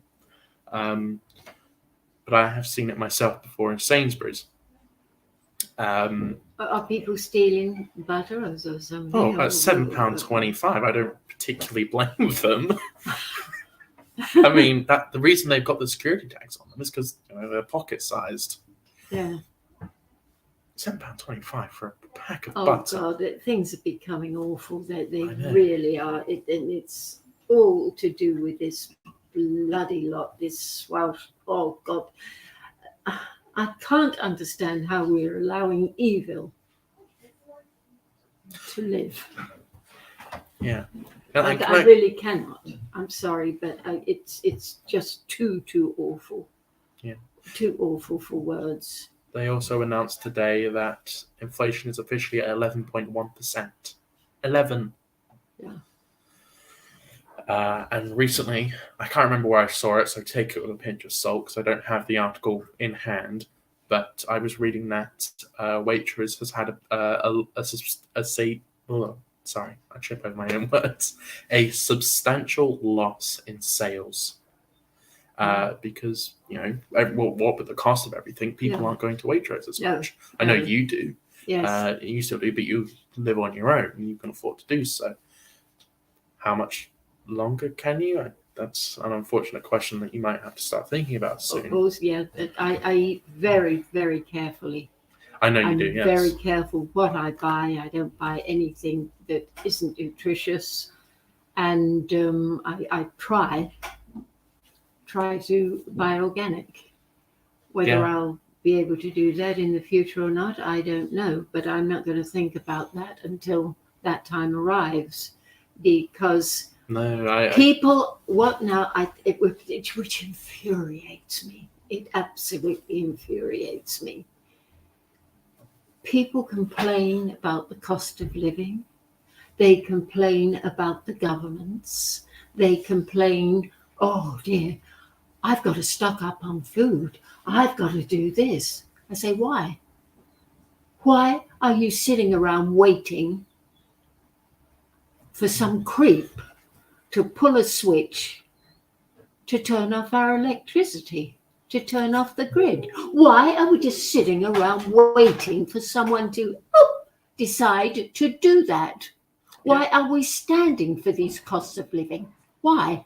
and you would think with what you just said about the blackouts, you would think that would be, oh, that's a conspiracy theory. Oh, that's not one of.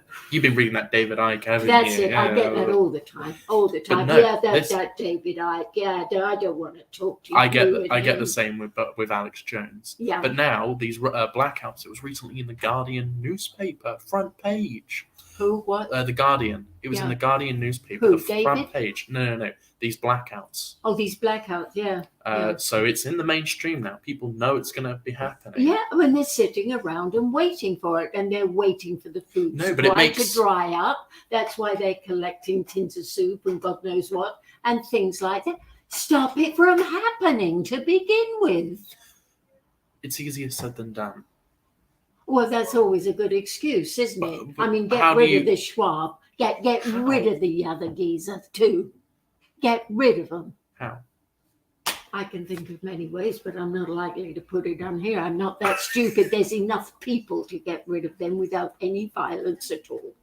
Without violence? Without violence. Oh, yes. Yes. I unfortunately can't.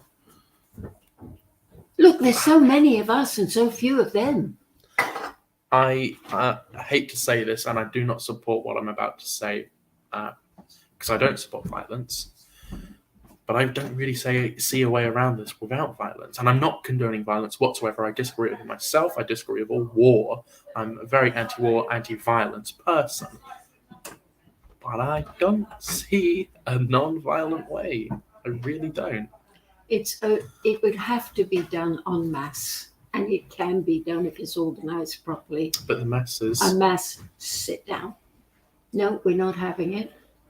I mean, it takes a bunch of people to go there and say, sorry, we're not interested in the BBC. We don't like the way you're doing things. We're closing it down.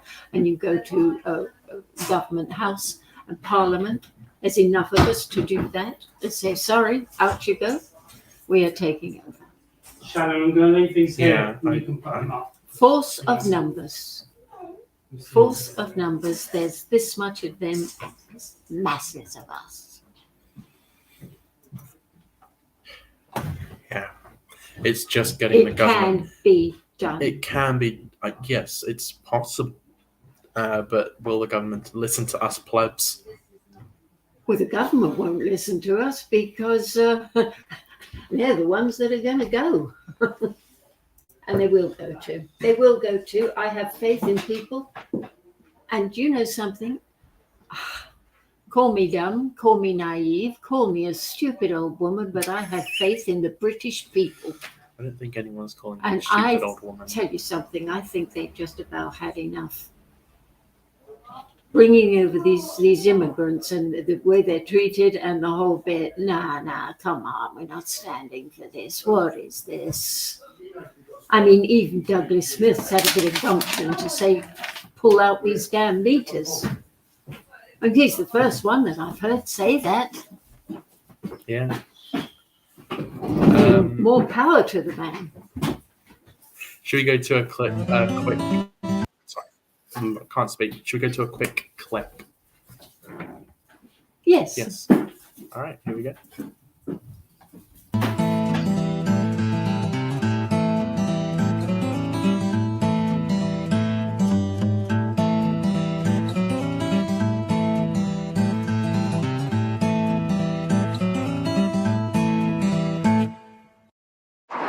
Beer, wine, no spirits. But gin is becoming very popular nowadays. And here's a way to make your gin at home. Much better than going to either Southwark on the South Bank, where you used to be able to get it for tuppence, and the very expensive stuff that you see in the stores. Gin making at home. Oh, wonderful.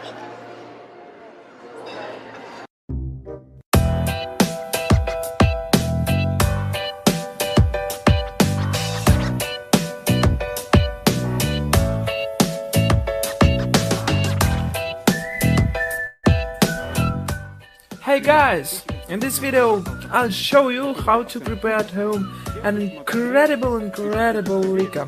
It's gin.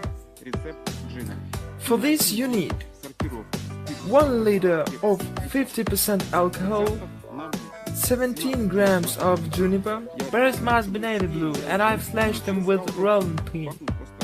Then you need 7 grams of coriander seeds. Comfortably. Hello. Okay, so we're back. That is the incorrect clip. I'm really sorry. I need to get rid of that one because that is not. What have you done? It's a clip that we can use, but I really don't like it. I don't like it. Take it off then. I did. It's gone. It's gone. We're back on the air. Sorry about that. I really got that clip gets on my nerves. I had to get rid of it as soon as I realized what I put on.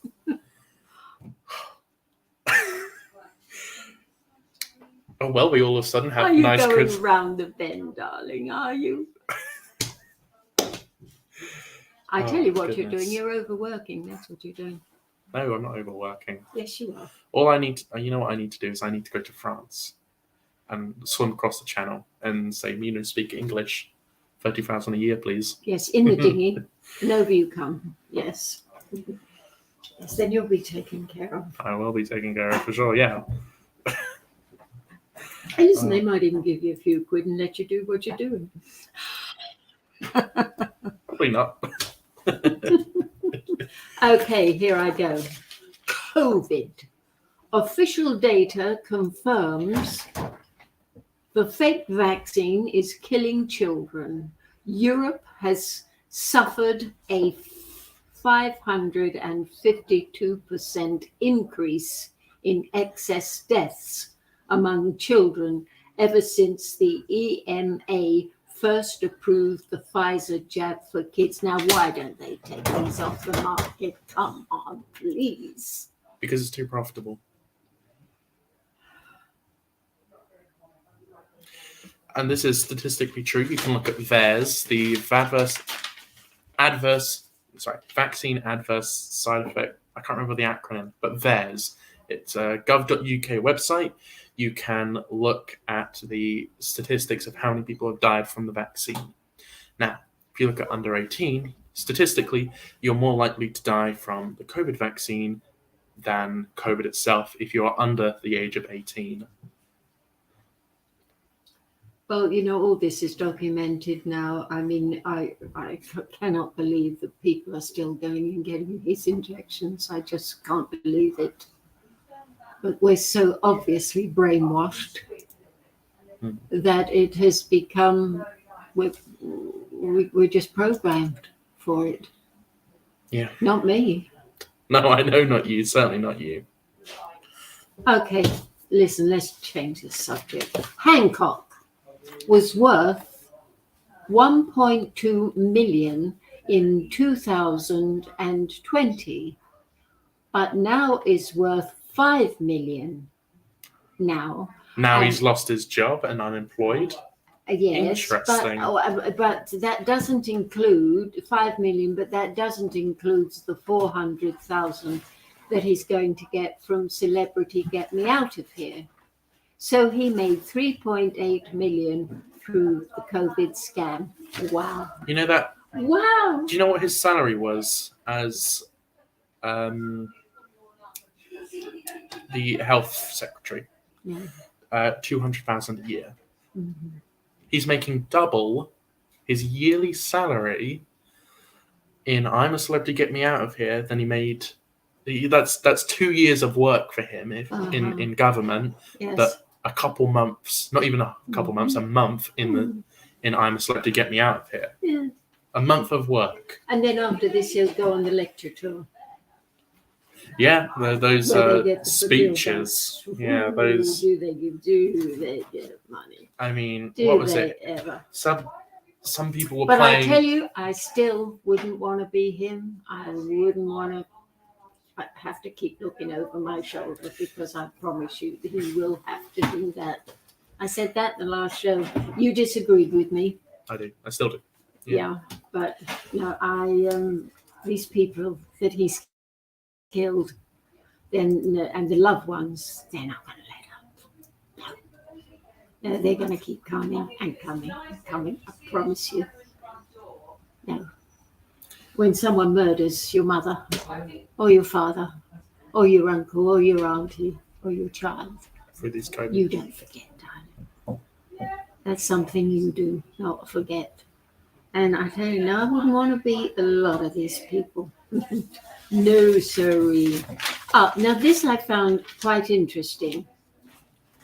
Canadian man claims assisted suicide is being pushed on him by hospital.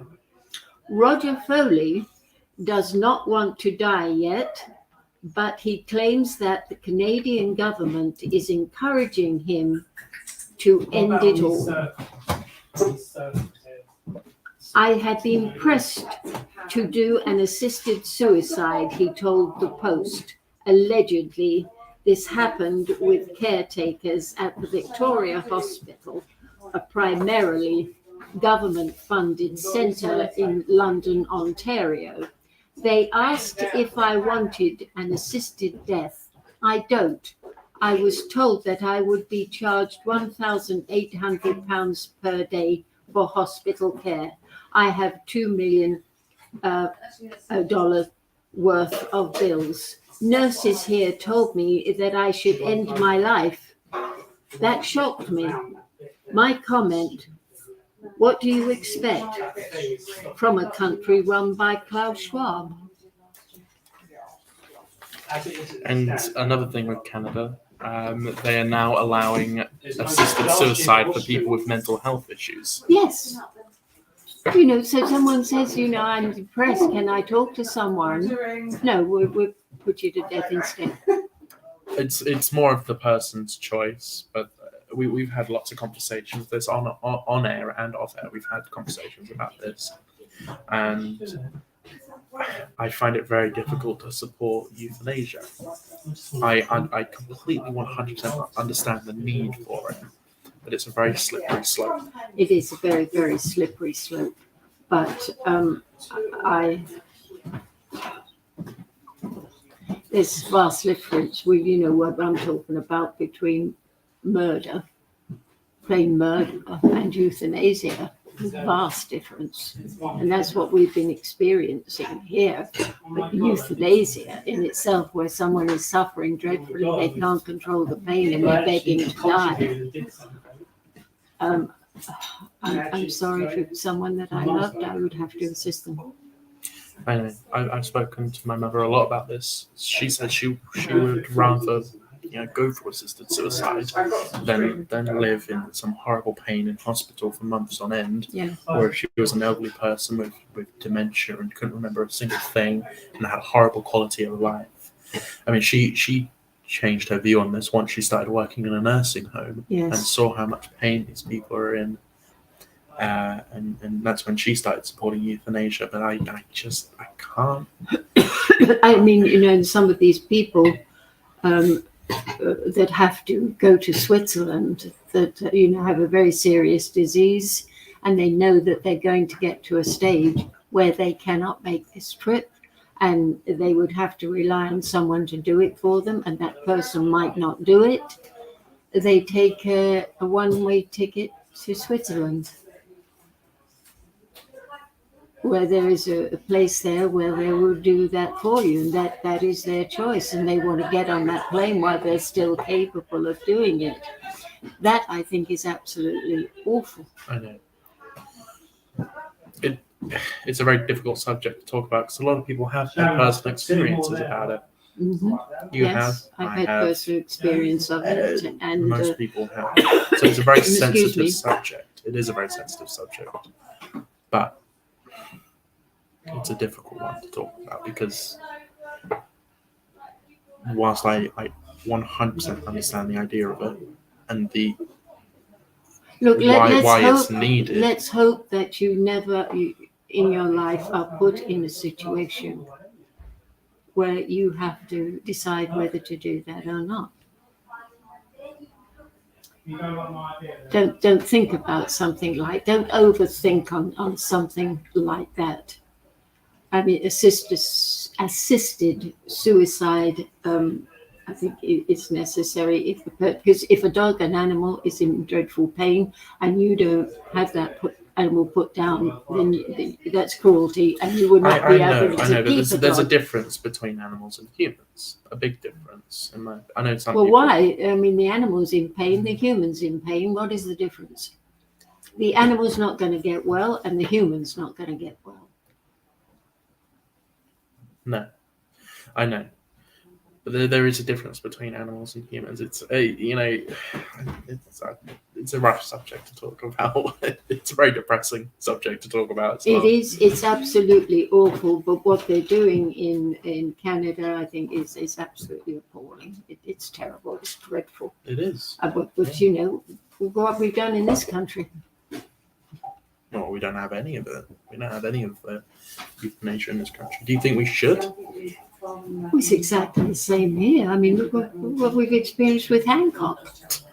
Look how many people he murdered. But specifically, I'm talking about euthanasia. This, Do you think we should have it in this country, or do you think it's too much of a slippery slope that we could end up like Canada? Where do you stand on it now? You've seen what the worst scale. I cannot give you an answer to that. I mean, it is a slippery slope, but I have to say that having done what I did, I would do it again. Yeah. I would do it again, and I considered it my duty. I considered it my duty. Shall we go to the correct clip this time for a minute, so we can come back and be a bit more cheerful and move on from this subject? No, we only do misery here, like Klaus Schwab, you see. I mean, make him laugh and he would die. Go on. All right, Show here we go. your This clip. is the correct clip this time.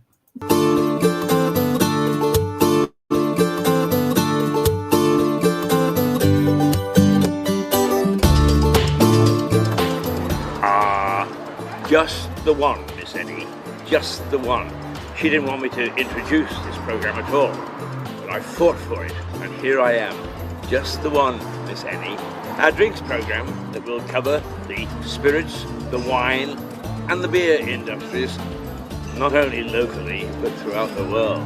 Oh, joy. You give it back to me now. Come on. Thank you. In fact, have a tipple. I need a drink. Evil spirits are brewed in Lewis. Here we go again. Pubs in Lewis. I feel like a drink. Why did Lewis have so many pubs? 63? 63 pubs.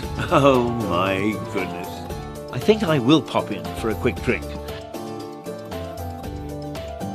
Lewis, drink as I come.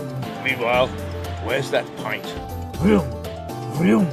So, it turned into a pub.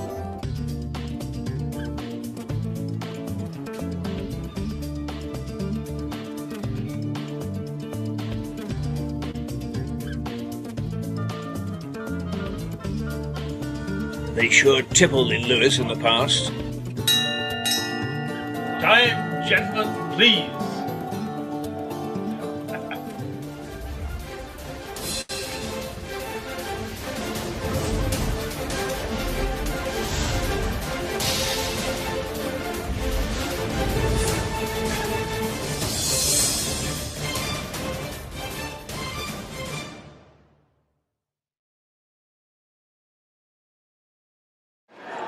One of the beauties of living in this part of the world is we have lots and lots of breweries, macro, micro, and somewhere in between. Oh, and boy, do they turn out an enjoyable product. See what I mean in a moment? The main ingredients in any beer are water, malted grains, hops, and yeast.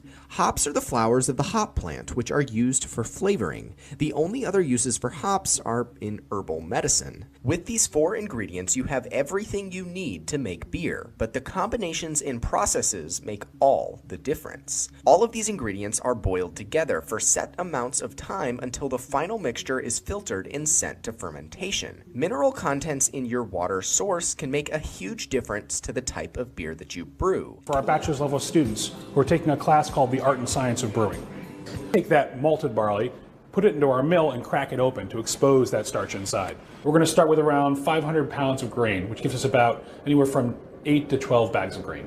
From there it goes up through our auger and into the grist case and turn it into sugar. And that process can take anywhere from 45 minutes to 2.5 hours. Assurance and quality control testing we do, looking at sugar contents, which we call gravity, looking at our yeast under a microscope to try and count yeast cells that are healthy.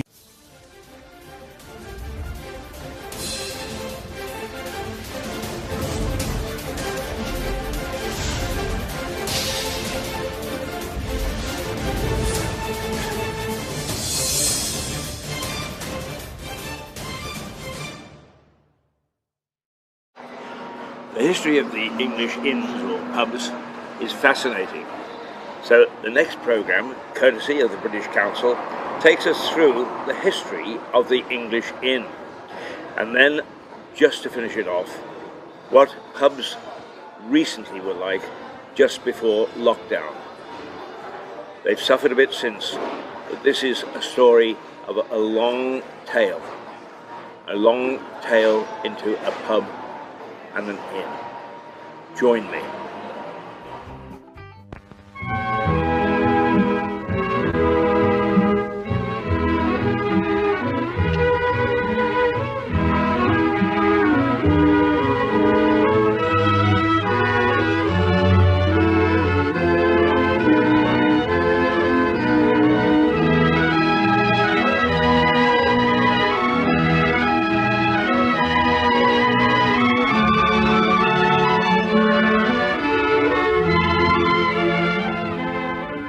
Flanked by the church, the rectory, and the people's homes, stands the inn.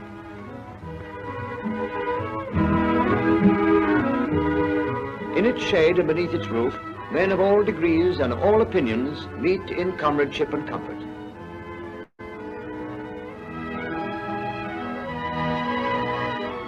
Walk through any English market town and you'll find the inn at the centre of its life.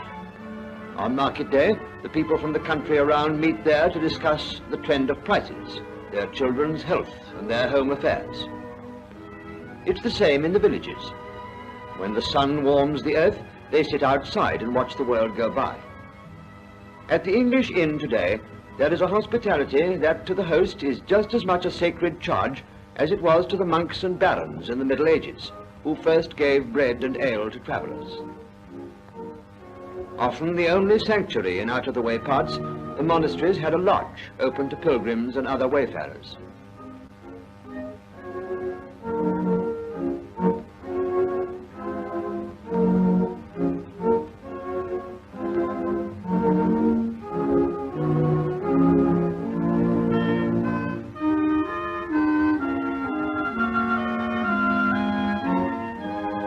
Later, these lodges became separate establishments and were eventually run as inns, under such signs as the Pilgrim's Inn. One example of monastic origin is the Bull, which gets its name from the papal bull, or bill, not the animal. These inns of England have seen history happen in their yards. Pilgrims and warriors have trodden their stairways. Here, medieval knights refreshed themselves on their journeys to the Crusades, to fight under the banner of St. George. The inns have preserved much of England's architecture. The early inn has preserved some of the finest carvings and treasures.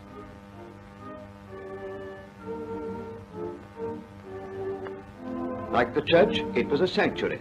Hence, most of these carvings have a religious meaning.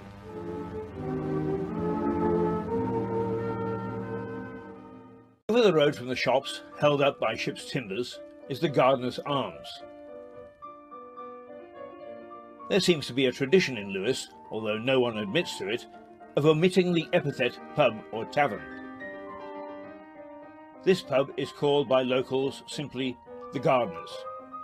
And the Gardener's it was. The origins of this pub go back to when it was an ordinary house, owned by a gardener. Often, after work, he would invite other gardeners into his front room for a drink. Eventually, it made sense to formalize the ritual, so it turned into a pub. The Gardener's is a true pub. Unusual now, it only serves pork pies and sausage rolls. Yet each year it's in the top tier of finalists for Pub of the Year. Stood proudly on the riverbanks. Harvey's Brewery, the key industry of the town.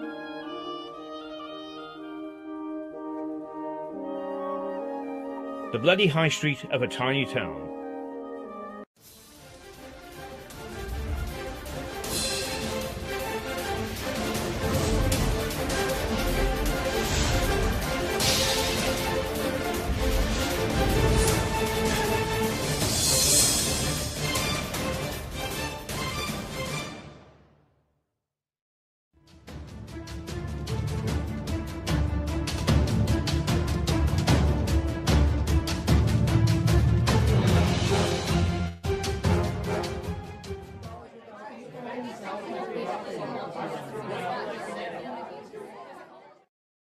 You'd think the old man would give up pubs for Lent or something, wouldn't you?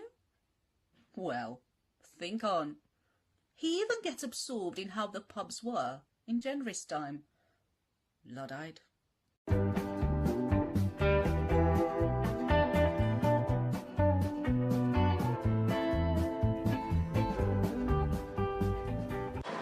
The Romans started the wine industry in this part of the world, and very fine wine they made indeed. During the First World War, the British government almost killed it because they needed sugar and other things needed to grow vines for the war effort. And I'm happy to say that vineyards now are flourishing, and I've visited a lot of them. I hope that over the next few weeks you'll come with me.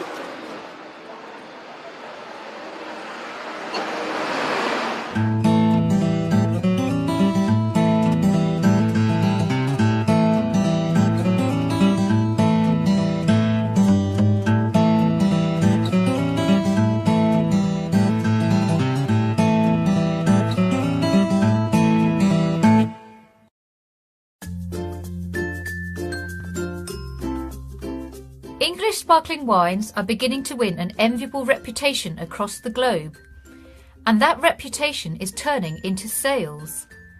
British supermarket chain Waitrose has reported a 188% increase in sales of English sparkling wine last year, and that trend is expected to continue. The soil and climatic conditions in southern England are remarkably similar to those of the Champagne region in France. So much so that leading French champagne house Taittinger has bought land in Kent and has begun producing English sparkling wine. But the owners of English vineyards are not prepared to take second place.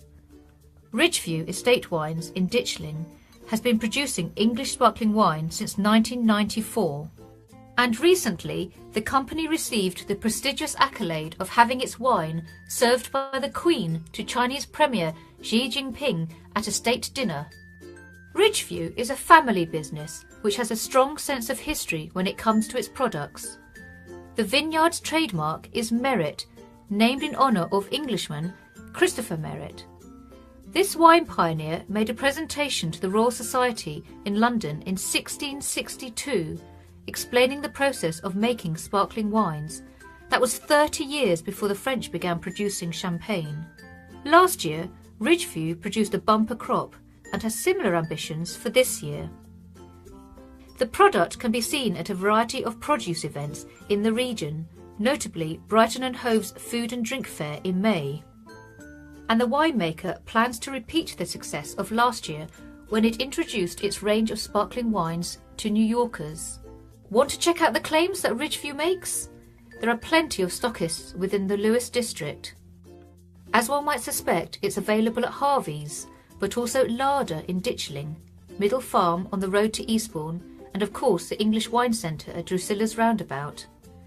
These successes have created a rush to develop new vineyards in Sussex. Licence applications last year were up by 40%.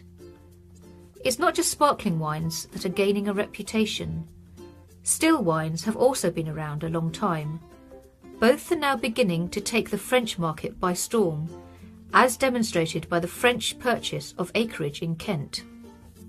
The key question now is if growth will mean a larger and more expansive English wine industry, or a homegrown luxury product suitable for big and glittering occasions.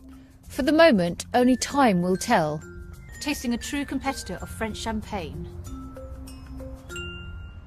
So next up on Food Glorious Food, a new way to sell wines in Lewes.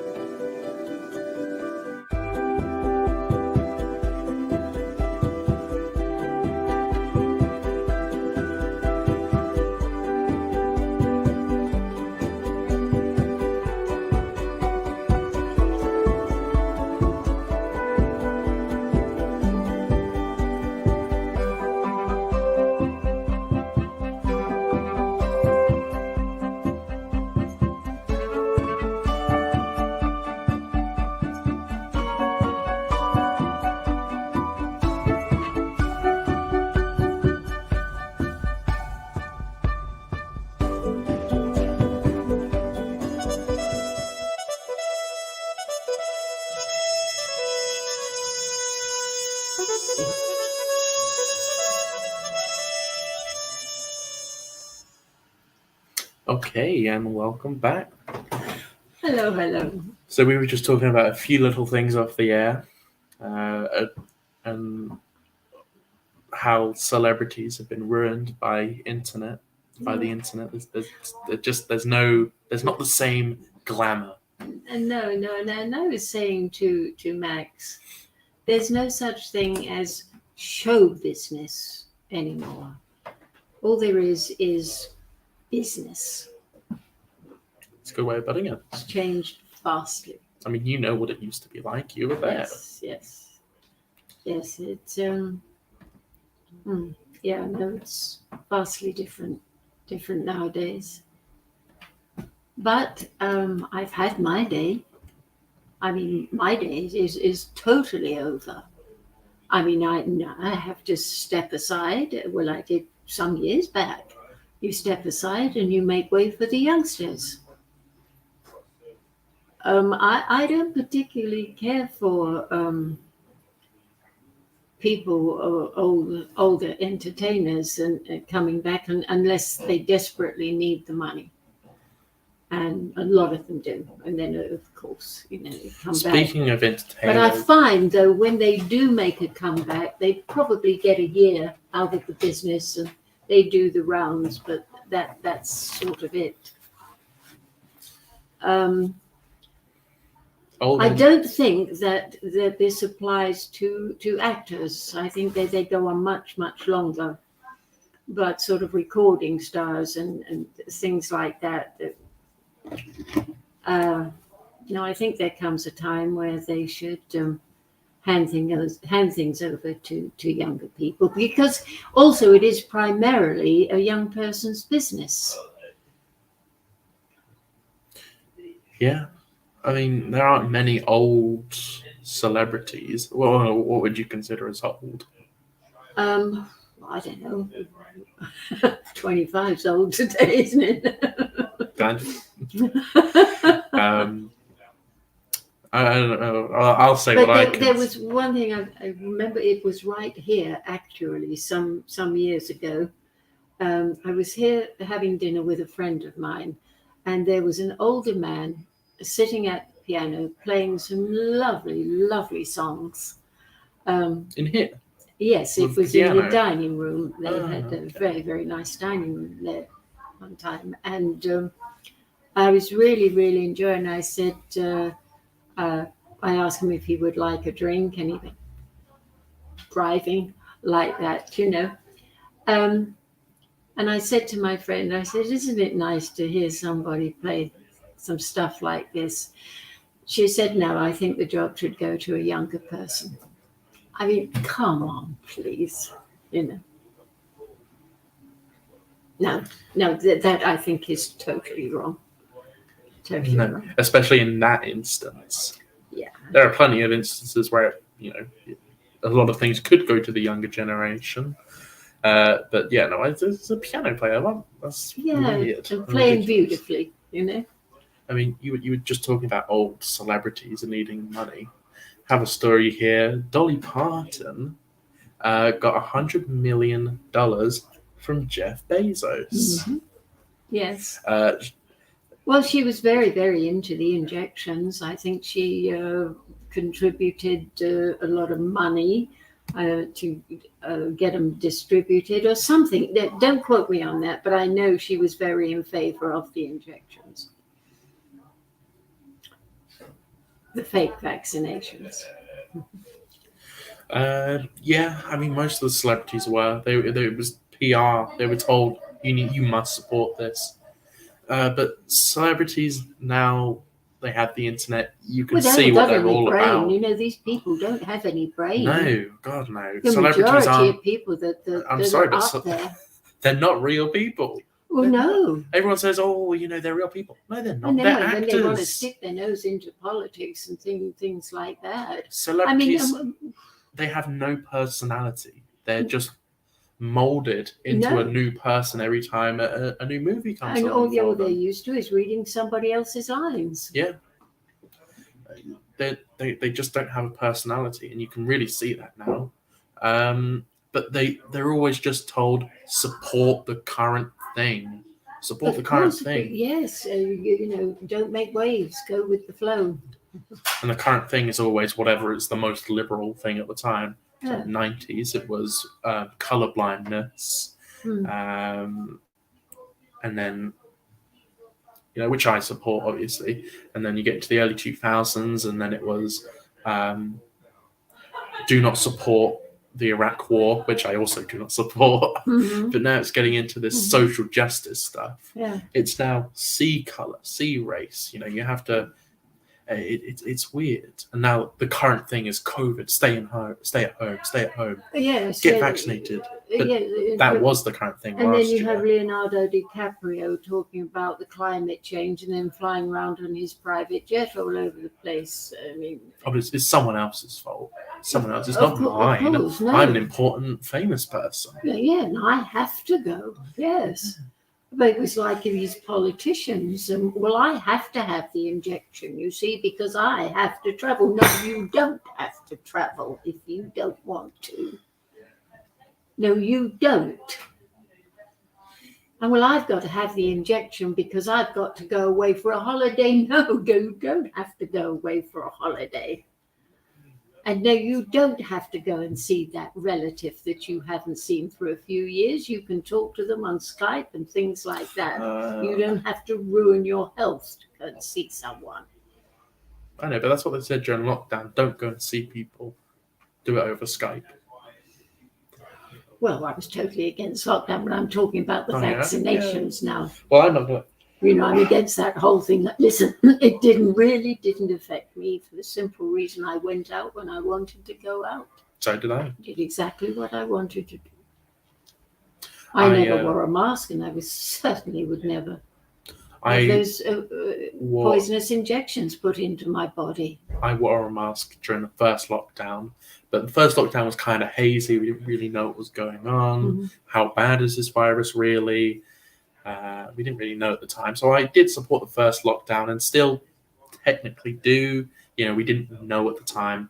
But the second lockdown, no excuse. Third lockdown, no excuse. Fourth lockdown, fifth lockdown. So it's no excuse for these current little. After the first lockdown, we knew what the figures were, but they Yeah. still did it anyway. Yes, yeah. films will eventually be made about this. It won't be forgotten because the biggest thing that's ever hit. I think it'll take a long Hit the time for it world. to come into the mainstream.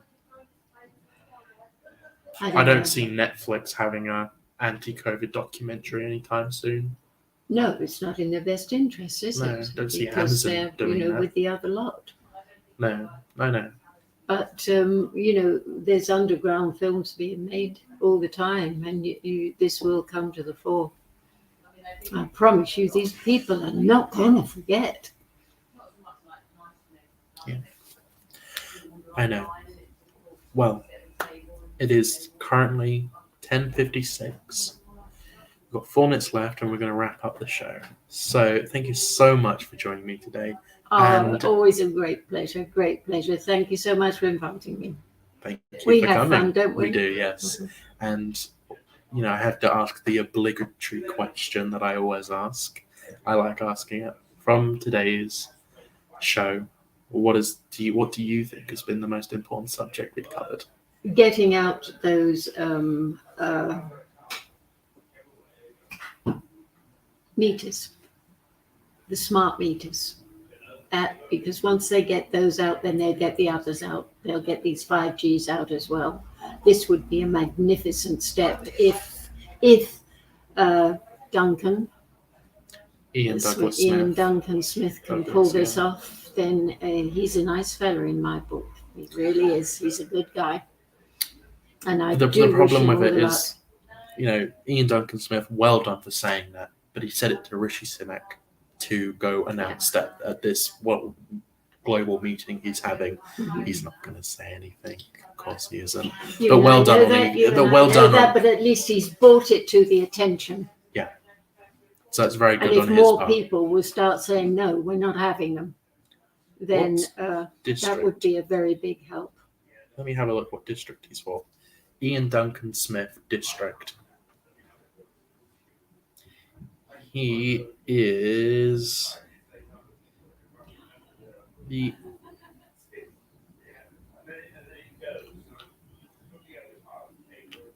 MP for Woodford. I'm not sure where that is. Woodford. It's just outside of London, isn't it? Yeah. Oh, Well- before we wind it up, please, before I forget, please sign the petition online for David Icke, will you? Oh, yes, explain that. Yes, he Briefly. is going to court to sue about the fact that he has been stopped from going to the Netherlands and other European countries for 2 years. It's illegal what they have done to him. The man has not got any criminal record at all. He is not anti-Semitic, and he is not what's the other one? Holocaust, anti-Holocaust. And he's yeah. certainly not anti-Holocaust, for I don't goodness know. sake. He is now the most influential man in the world, and they are very jealous of him and very frightened of him. And he is going to court against them. Please sign the petition. I beg of you, because this is a very, very special human being, I promise you. Thank you. I've watched a lot of conspiracy theories online, and I've met a lot of conspiracy theorists in person. I have never met or seen a Holocaust denier in my life. Never seen it. But it's always in the media. Ooh, Holocaust deniers. Yeah. Where are they then? Yeah. Where are they? Exactly. Where are they? Mm. It's ridiculous. Anyway, thank you so much for joining me, Liza. It's lovely. I always look forward to Thursdays. Smashing morning. Yes. I All right. always feel that I'm not alone when I talk to you. Always. Thank you. All right. Thank you so much for watching us. Listen, we're doing our very, very best here to keep afloat. So do subscribe. And if you want to send us some money, it would be very, very handy, I tell you. We're clinging on by our fingernails here.